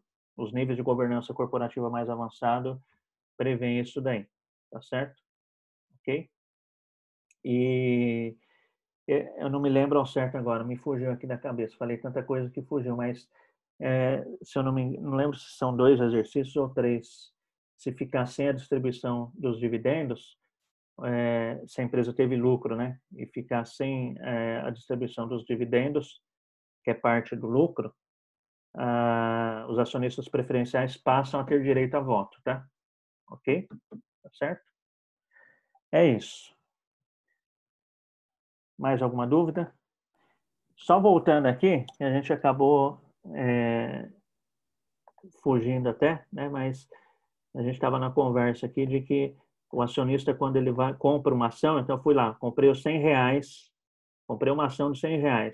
Então, eu estou interessado na rentabilidade e nos dividendos. Tá? Os dividendos é o quê? é parte do lucro que é destinado para rateio entre os acionistas, tá certo? E aí, é claro, você vai receber mais dividendos em relação ao quê? A quantidade de ações que você tem, tá? Então, ela é meio que proporcional, ok? Os dividendos, então a gente fez a analogia aqui de mercado primário e mercado secundário com o mercado automotivo. Os dividendos, a gente pode fazer analogia com a nossa participação no lucro na empresa que a gente trabalha, não é? Então, na empresa que você trabalha, se você ganha lá participação em lucro e resultado, ou seja, a famosa PLR, o que está acontecendo ali naquele momento? Você está ganhando parte do lucro que foi destinado ali para a distribuição para os empregados. Aí tem empregado que ganha mais, menos, em função aí do... Professor, deixa eu do aproveitar cargo, rapidinho tá? já. Esses juros, por exemplo, que o FGTS está colocando, seria tipo um PLR que lucrou naquele instante? Isso, é dividendo. É dividendo, exatamente. É isso daí, PLR, dividendo. Tá? Porque aquele fundo que a gente deixa lá é administrado aí pela Caixa Econômica, junto com o Conselho Curador do FGTS. Então, eles pegam aquele dinheiro, aplicam no mercado e pagam um percentual para a gente, que é bastante baixo, e então a diferença entre o que eles aplicam e o que eles pagam para a gente gera lucro, tá? Então, esse rendimento é justamente isso, dividendo. Não é tudo, tá? Porque parte vai lá para o Conselho Curador do FGTS. Tá certo? Ok? Certinho, entendi. Tranquilo, gente? Alguma dúvida aí? No funcionamento das ações? Não, professor. Tomou bastante tempo, mas é importante para fazer sentido na hora que a gente for aplicar aqui as coisinhas aqui que a gente vai estar vendo, tá? Então, ficaram sem dúvida? Então, tá bom. Consegui convencer vocês a comprar um carro francês? Não, pessoal, minha pergunta é a seguinte: quando eu vou ficar rico aplicando na bolsa? Essa vai demorar um pouquinho. Essa pergunta não é muito fácil, não. Vai demorar um pouquinho. Ajuda não, Matheus, não ajuda não. Essa pergunta aí não é nada fácil. É mais fácil você ficar rico na bolsa do que um carro francês. Qual ações que vai subir mais, professor? Fala aí. Não sei, não dá para saber qual ação sobe mais ou menos, não, é difícil. É bem complexo. Não é tão simples, não. Né? Mas assim, o que se percebe é que no longo prazo há ganho, né? Então, se você pensa em longo prazo... professor, no curto prazo também hoje. No curto prazo, o problema do curto prazo é que você tem que ficar igual doido acompanhando, né? Vende, compra, é coisa de minutos. Aí te tira a paz, né? Então, eu conheço aí pessoas que trabalham só com isso mesmo, né? Fala, né, professor? Isso. E os caras são doidão, tal, não tem como não tomar uns aditivos até para aguentar o tranco, porque é pesado, né? Porque o cara vive ali segundo por segundo. Só que não é aquele, basta cada dia ser o mal, não, é segundo por segundo, não é nem dia. É o segundo, mas já pensando o que vai acontecer no próximo segundo, entendeu? É cruel. Mas, para o investidor comum que pensa em longo prazo, os gráficos mostram aí que vale a pena. Tá? Hora do café? Vamos até umas 9h, 9h10, a gente para um pouquinho antes, pode ser? O que vocês acham? A não ser que vocês prefiram o café. Não, se a gente for parar 9h e não voltar mais, vamos até 9h. Vamos embora. Entre 9 e 9h10. No máximo 9h10, pode ser? Fechou. Demorou. Tá? Em casa é isso, a gente vai Nossa, professor, é muito legal essa aula. A gente vai sentindo o cheirinho da comida, vai dando fome, né? Mas é isso, eu vou convencer vocês a comprarem um carro francês antes de investir em ação. Eu só uso japonês, professor, não tem jeito. Bom, vamos lá. Bom, então vamos aí para o problema. A empresa Billingworth obteve um lucro de R$4 por ação no ano passado. Tá? Então, isso significa o quê? Aqui é uma relação entre lucro que a empresa teve pela quantidade de ações que ela tem. Então, a gente não sabe o lucro que ela teve, mas a hora que foi se fazer uma proporção entre valor do lucro e quantidade de ações que ela tinha emitida, quantidade, tá? Chegou aí a proporção de 4. Então, se a gente for ver lá a listinha de fórmula, olha só, a gente tem aqui... Ah, não, aqui não tem. É outra que tem. Tá. Mas vamos lá. Vocês entenderam isso daqui? Então, isso daqui é só uma indicação, tá? Então, a empresa obteve um lucro de R$4 por ação no ano passado. Então, seria equivalente a gente dizer aqui que a empresa teve R$40 de lucro, tá? E tinha 10 ações. Então, esse R$4 sai dessa relação. R$40 de lucro dividido por 10 ações. É o equivalente o quê? A R$4 de lucro por ação. Perceberam? Tranquilo? Sim, gente? Não, professor, repete, por favor. Quando fala aqui, ó, a empresa obteve um lucro de R$4 por ação no ano passado, é só uma informação com base aí em uma relação entre quanto a empresa teve de lucro com a quantidade de ações que ela tem emitida. Tá? Então, Ô, professor. Sim. O senhor tinha falado que a empresa, às vezes, assim, coloca as ações para vender porque ela estava precisando de um dinheiro, né? E como que ela ganha lucro ainda em cima das ações?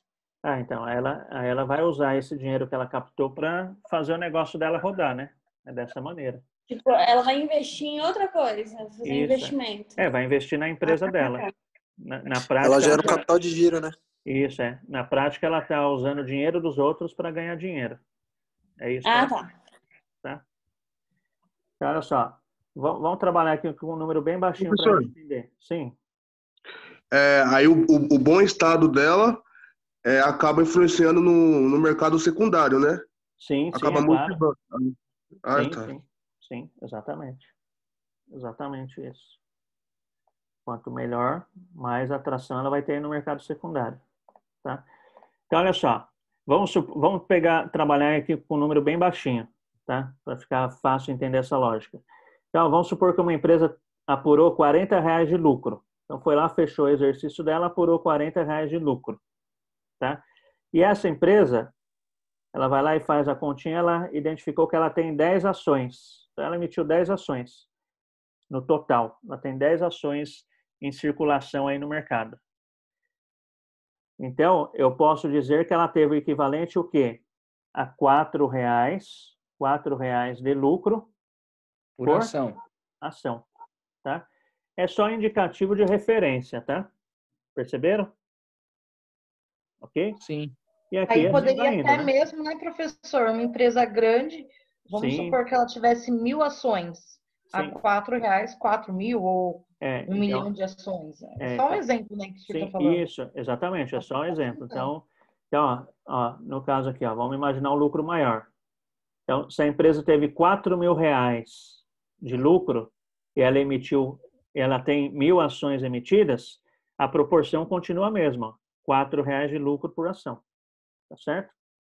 É só um indicativo, não significa que vai ser distribuído os R$4 de lucro para cada ação, não, tá? Ok? É só uma relação entre o lucro apurado com a quantidade de ações que a empresa tem emitida. Tá certo? Ok? O que é o caso aqui? No caso aqui, eu forcei para dar o mesmo valor do nosso problema, só para fazer significado para vocês. Perceberam? Sim? Sim. Perfeito. Então, vamos lá. Então, a empresa obteve um lucro de R$4 por ação no ano passado. E pagou um dividendo de 2. Então, olha só. Foi identificada essa relação de R$4 de lucro por ação, só que eu sei que cada acionista recebeu apenas quanto desses R$4 de lucro? R$2. Recebeu apenas 2.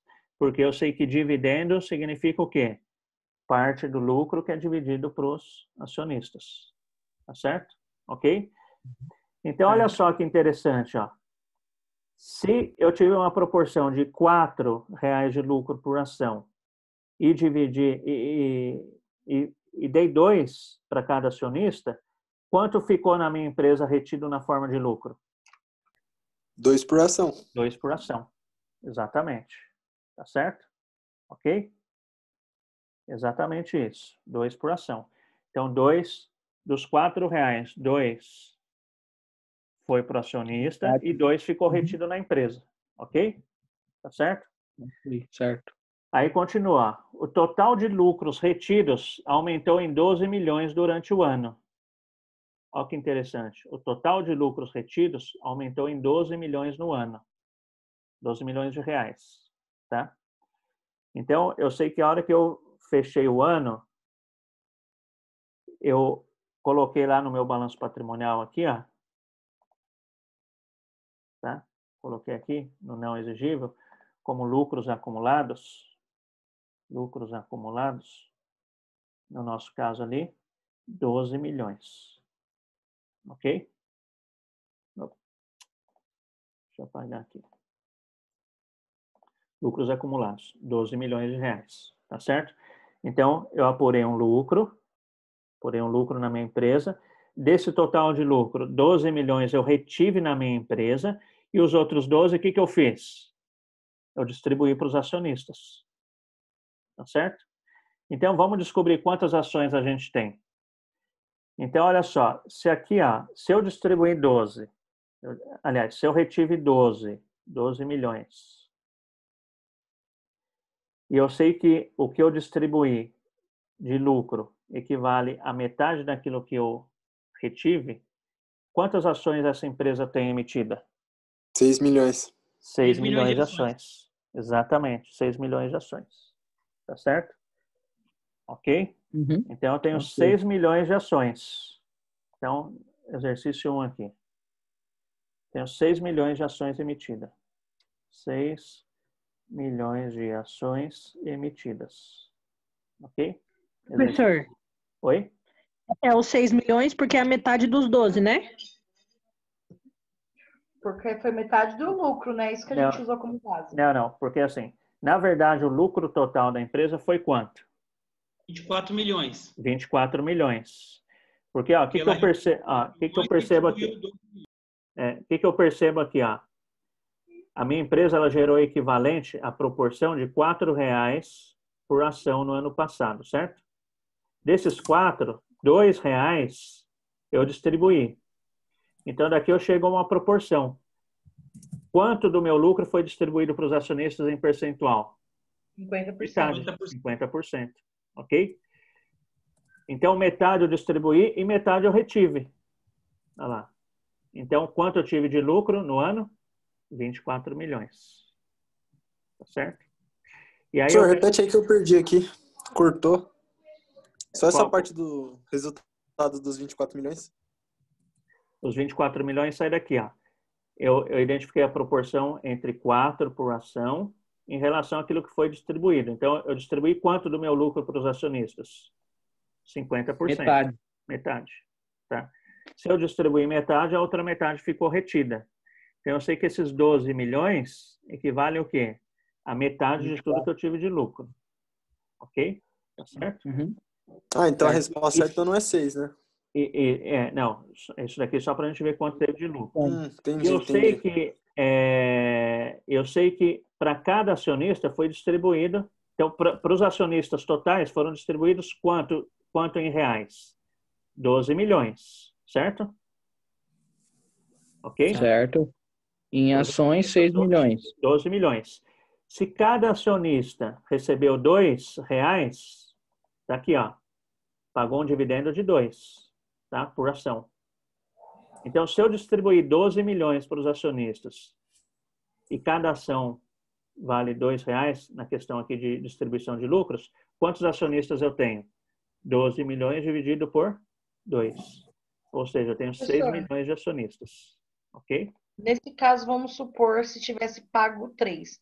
Então, eu usaria ali os meus 12 milhões dividido por 3 para eu achar o número de ações. Seria isso um exemplo? Ou eu ainda continuo no... Se fosse distribuído 3? Sim. Isso. Aí eu dividiria 12 por 3. Aí seria o quê? 4 milhões.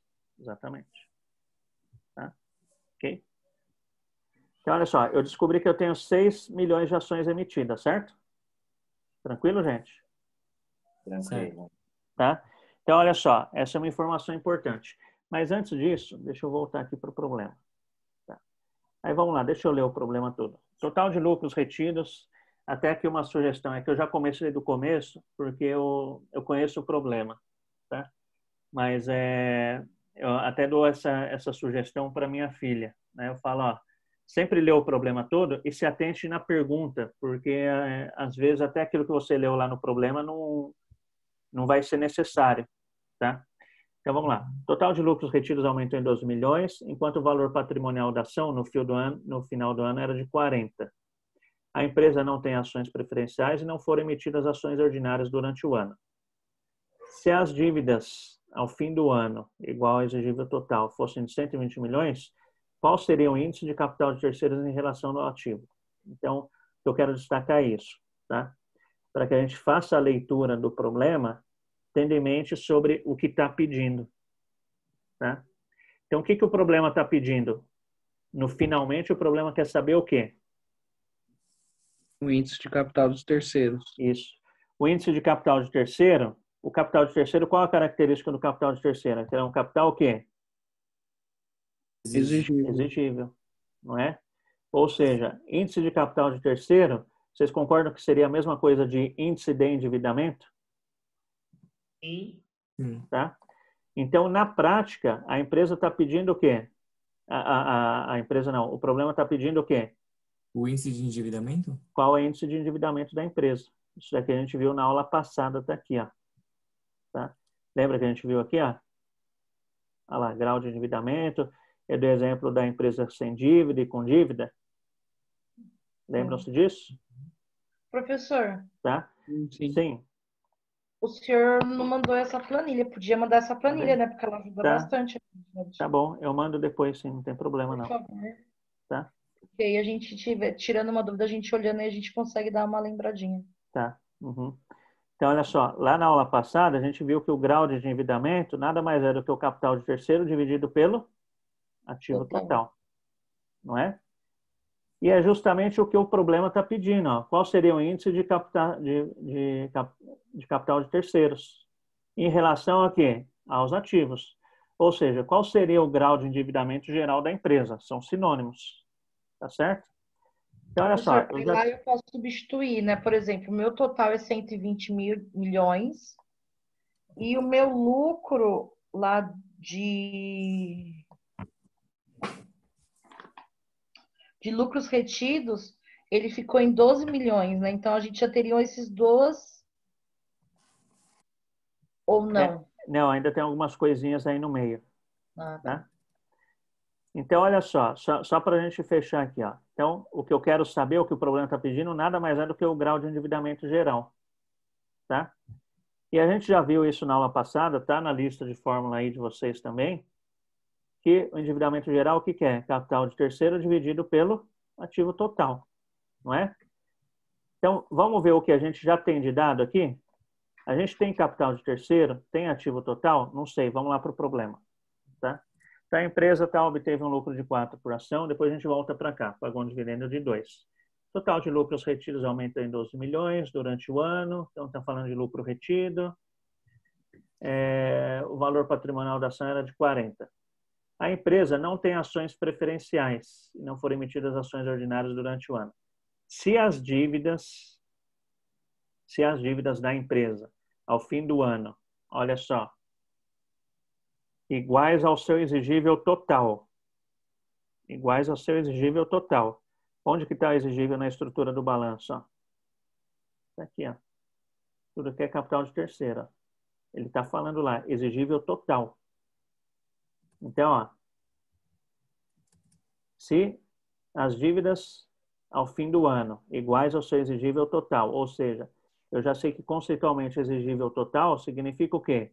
Tudo aquilo que é de terceiros. Fossem de 120 milhões, qual seria o índice de capital de terceiros em relação aos ativos? Então, olha só, na fórmula matemática que a gente tem aqui, ó, grau de endividamento, capital de terceiro, eu tenho já o valor do capital de terceiro? Sim. Tenho. Quanto que é? 120 milhões. 120 milhões. Ok? 120 milhões. Então, para mim achar o que o problema precisa, que o problema está me pedindo, eu vou ter que achar o quê? O ativo. 120 milhões, né? Oi? É 120 milhões, né? 120 milhões, isso. Verdade. Aí, 120 milhões você divide pelo ativo total, né? Isso, é. Então, na prática, para que eu resolva esse problema, eu tenho que achar o quê? O ativo total. O ativo. Não é? Eu tenho alguma coisa já que forma um ativo total? Só os 12 milhões. Seria isso? Nesse caso agora eu vou achar quanto que foi o meu lucro, que é o meu PL. Eu vou somar com o meu passivo, que vai dar o valor do meu ativo. Linha de raciocínio interessantíssima essa sua. Vou até colocar aqui para ficar mais fácil. Quem que falou aí? Foi o Cláudio? Olha lá, Cláudio. Ó. A linha do raciocínio do Cláudio. Tá? Então, até agora não tem informação nenhuma de ativo. A única informação que eu tenho aqui, até o momento, tá? Até o momento, é que eu tenho de exigível, total de exigível, eu tenho quanto? 120 milhões.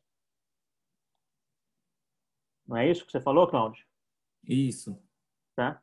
Eu tenho 120 milhões de total de exigível. Tá? Eu sei que o meu total do passivo e meu total do ativo, ele tem que dar o quê? Mesmo valor, não é isso? Igual.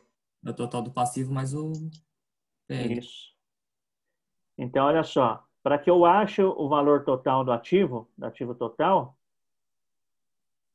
eu não vou conseguir, porque para o ativo total tem que ter permanente. Nesse problema não está falando nada de permanente. Basta eu achar o quê? Quanto eu tenho do quê? Do patrimônio líquido. Do patrimônio líquido. Exatamente. Então, a minha busca vai ser em cima do quê? Do patrimônio líquido. Porque a hora que eu achar o valor do patrimônio líquido, eu vou simplesmente pegar e somar o valor que eu achar aqui.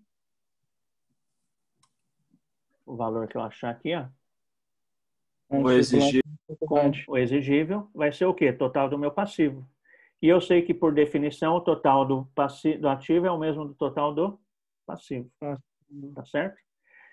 Então, isso daqui só para ficar claro, né? Oi? O total o total do ativo ele é igual ao total do passivo mais a PL. Mais o PL, isso, exatamente, mais o PL, tá? Exatamente, tá certo? Então, só para a gente saber o que acontece, tipos de problema assim e outros, vocês já devem ter se pegado dessa maneira. Você vê um problema, você fala, puta, eu não sei nem por onde começar, não é? Já não aconteceu isso com vocês? Comigo acontece com frequência. Então, essa questão de eu não sei nem por onde começar, às vezes a gente não sabe por onde começar porque a gente não sabe o que a gente tem que achar. Então, a hora que eu peguei e cerquei aqui, eu já sei por onde começar. Eu falei, opa, para mim achar essa resposta, eu vou ter que achar o quê? O PL, tá? Então, a gente vai cercar, a gente vai conduzir esse problema para que ache o quê? Para que a gente ache o PL. Porque, como consequência, eu vou achar o valor do ativo total. Ok? Tá certo? Okay. Vamos voltar lá para o problema para a gente cumprir o horário aqui. Mais 10 minutinhos a gente acaba. Tá, então, vamos lá. A gente tinha parado aqui. Tá, o total de lucros retidos aumentou em 12 milhões. Então, a gente achou lá. Enquanto o valor patrimonial da ação no fim do ano era de R$40. Então, olha só. Valor patrimonial de ação. Valor patrimonial de ação está escrito aí, ó. Professor, então, se eu sei que eu tenho 6 milhões de ações e meu patrimônio por ação, eu tenho que multiplicar por 40, seria isso? Isso, exatamente. Exatamente, tá? Isso daí, ó, isso daí vem dessa formulinha aqui. Não sei se você chegou a ver aqui. Deixa eu Vou colocar aqui, ó, fórmulas. Olha aqui, ó. Valor patrimonial de ação. Tá? O que é o valor patrimonial de uma ação? É uma relação matemática, tá? Entre patrimônio líquido, entre o valor do patrimônio líquido com a quantidade de ações emitidas, que vai justamente no raciocínio que a colega disse. Quem que disse, hein? A Sula. Sulamita. Foi, isso. Estava quietinha aí? Mas eu tô aqui, viu? É. Então, olha só, exatamente isso que a Sulamita disse, tá? Então, o valor patrimonial de uma ação é uma relação matemática de referência, tá? Entre o valor do meu PL com o número de ações emitidas. Tá certo? Ok? Tranquilo? Então, o que eu faço aqui? Justamente isso que a Sulamita disse. Ó, vamos transcrever essa formulinha lá para a gente fazer a transposição dos números. Então, olha só. Valor patrimonial da ação é igual a PL dividido pelo número de ações. Tá? Então, vamos lá. Valor patrimonial. Isso daqui na aula seguinte eu explico para vocês essa questão de valor patrimonial, valor intrínseco, valor de mercado da ação, tá? Valor patrimonial da ação é igual... Opa, deixa eu deixar tudo maiúsculo. É igual valor do PL, não é isso?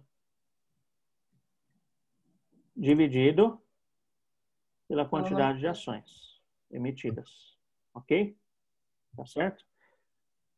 O valor patrimonial da ação foi dado no problema. Quanto que é? R$40. 40. Então, R$40 eu sei que é igual ao quê? O valor do PL eu não tenho. O valor do PL é a minha incógnita. Dividido por 60 milhões. Não é isso? 60 milhões de ações. O que eu faço aqui, então? Eu isolo o valor do PL, passo 60 multiplicando. Isso. Então, ó, meu valor do PL, eu quero achar o valor do PL, não é isso? O valor professor, não é 6 milhões? Não são 6 milhões? 6 milhões. Você vai falar, professor, não é 6 milhões de ações? Isso, 6 milhões. Vamos lá. A gente corrige aqui, ó. 6 milhões.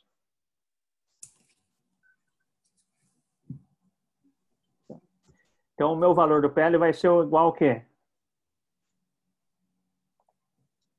Multiplica em cruzinho ali, não é isso? 6 milhões vezes 40.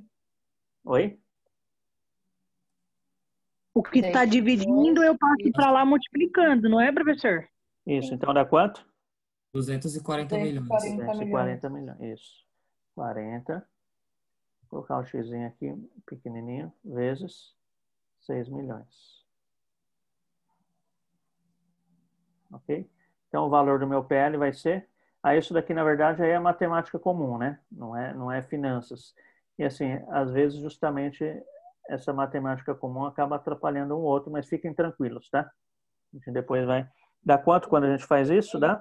Essa fórmula, porque eu já fiz isso aqui. 240 milhões. 240 milhões. Ok? Tá? Então, eu achei o valor do meu PL, ó, tá? Então, eu sei que meu exigível é 120. E o meu PL é quanto? 240 milhões. Nesse caso, eu não vou ter que, tipo, pagar os dividendos, né? Os dividendos já tá pago, né? Mas é porque ele estava falando do ano passado, né? É que a apuração é agora, né? Mas já tá pago. Então, qual é o total do ativo mais PL? 240 mais 120. 360? 360 milhões. Professor, eu cheguei nesse valor, mas eu não fiz essa fórmula aí, não. Não tem problema, tá? 360 milhões. Se o total do passivo e PL é 360 milhões, qual é o total do meu ativo? 260 milhões. 360 milhões.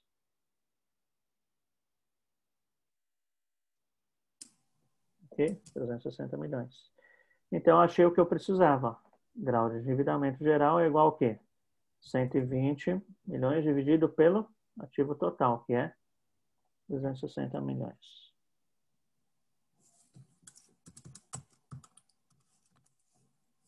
Que vai dar? Quanto? Alguém faz aí para mim? 33,33%? Isso, exatamente. Então, o grau de endividamento dessa empresa, 33%. aproximadamente. Ok? Professor? Sim. Só uma dúvida. Como que o senhor achou mesmo o valor de ações que tinha? Só um minutinho. Só um minutinho. No começo, Thales, do exercício lá. É lá no enunciado. Está lá no enunciado aqui, ó. Foi a primeira coisa que a gente achou. Deixa eu pegar aqui. Deixa eu diminuir. Aqui, ó. Eu tenho 12 milhões, aí eu vou dividir pela porcentagem que ele pagou para os eu sei que cada ação, eu sei que cada ação recebeu R$2 de lucro, tá? A título de dividendo, tá certo? Ok? Certo, senhor. Cada ação recebeu R$2 a título de dividendo.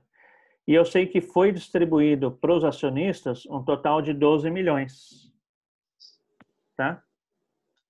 Então, se eu distribuir para os acionistas, para todos os acionistas, 12 milhões de lucro, e eu sei que para cada acionista recebeu o equivalente a R$2, quantas ações eu tenho? 12 milhões. Ah, verdade. 2. Tá? Ok? Verdade, professor.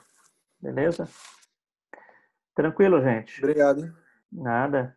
Então, esse daqui seria a resolução do nosso problema aí de hoje. Tá? É um problema teórico, como eu disse. Então, assim, no dia a dia de uma empresa, você não vai ter esse tipo de cálculo para fazer, mas em que situação você vai usar? Quando você estiver num processo seletivo. Tá? Mas, ainda que, eventualmente, você se confunda aqui na parte matemática, eu sei que parece que não, gente, mas a coisa mais difícil de fazer é justamente essas transposições de termo aqui, multiplico por um, pelo outro, tá? Isso daí, com o tempo, você vai pegando, vai praticando, mas são os conceitos que a gente conversou hoje, tá? Então, assim, se você for analisar, a gente investiu muito mais tempo na nossa conversa, dando significado, né? Dando significado aqui, conceitual, naqueles elementos que fazem parte da fórmula do que na matemática por si só, tá? Ok? Tranquilo, gente? Tranquilo. Dúvidas? Tranquilo. Alguém tem alguma dúvida aí? Se não, da minha parte é só.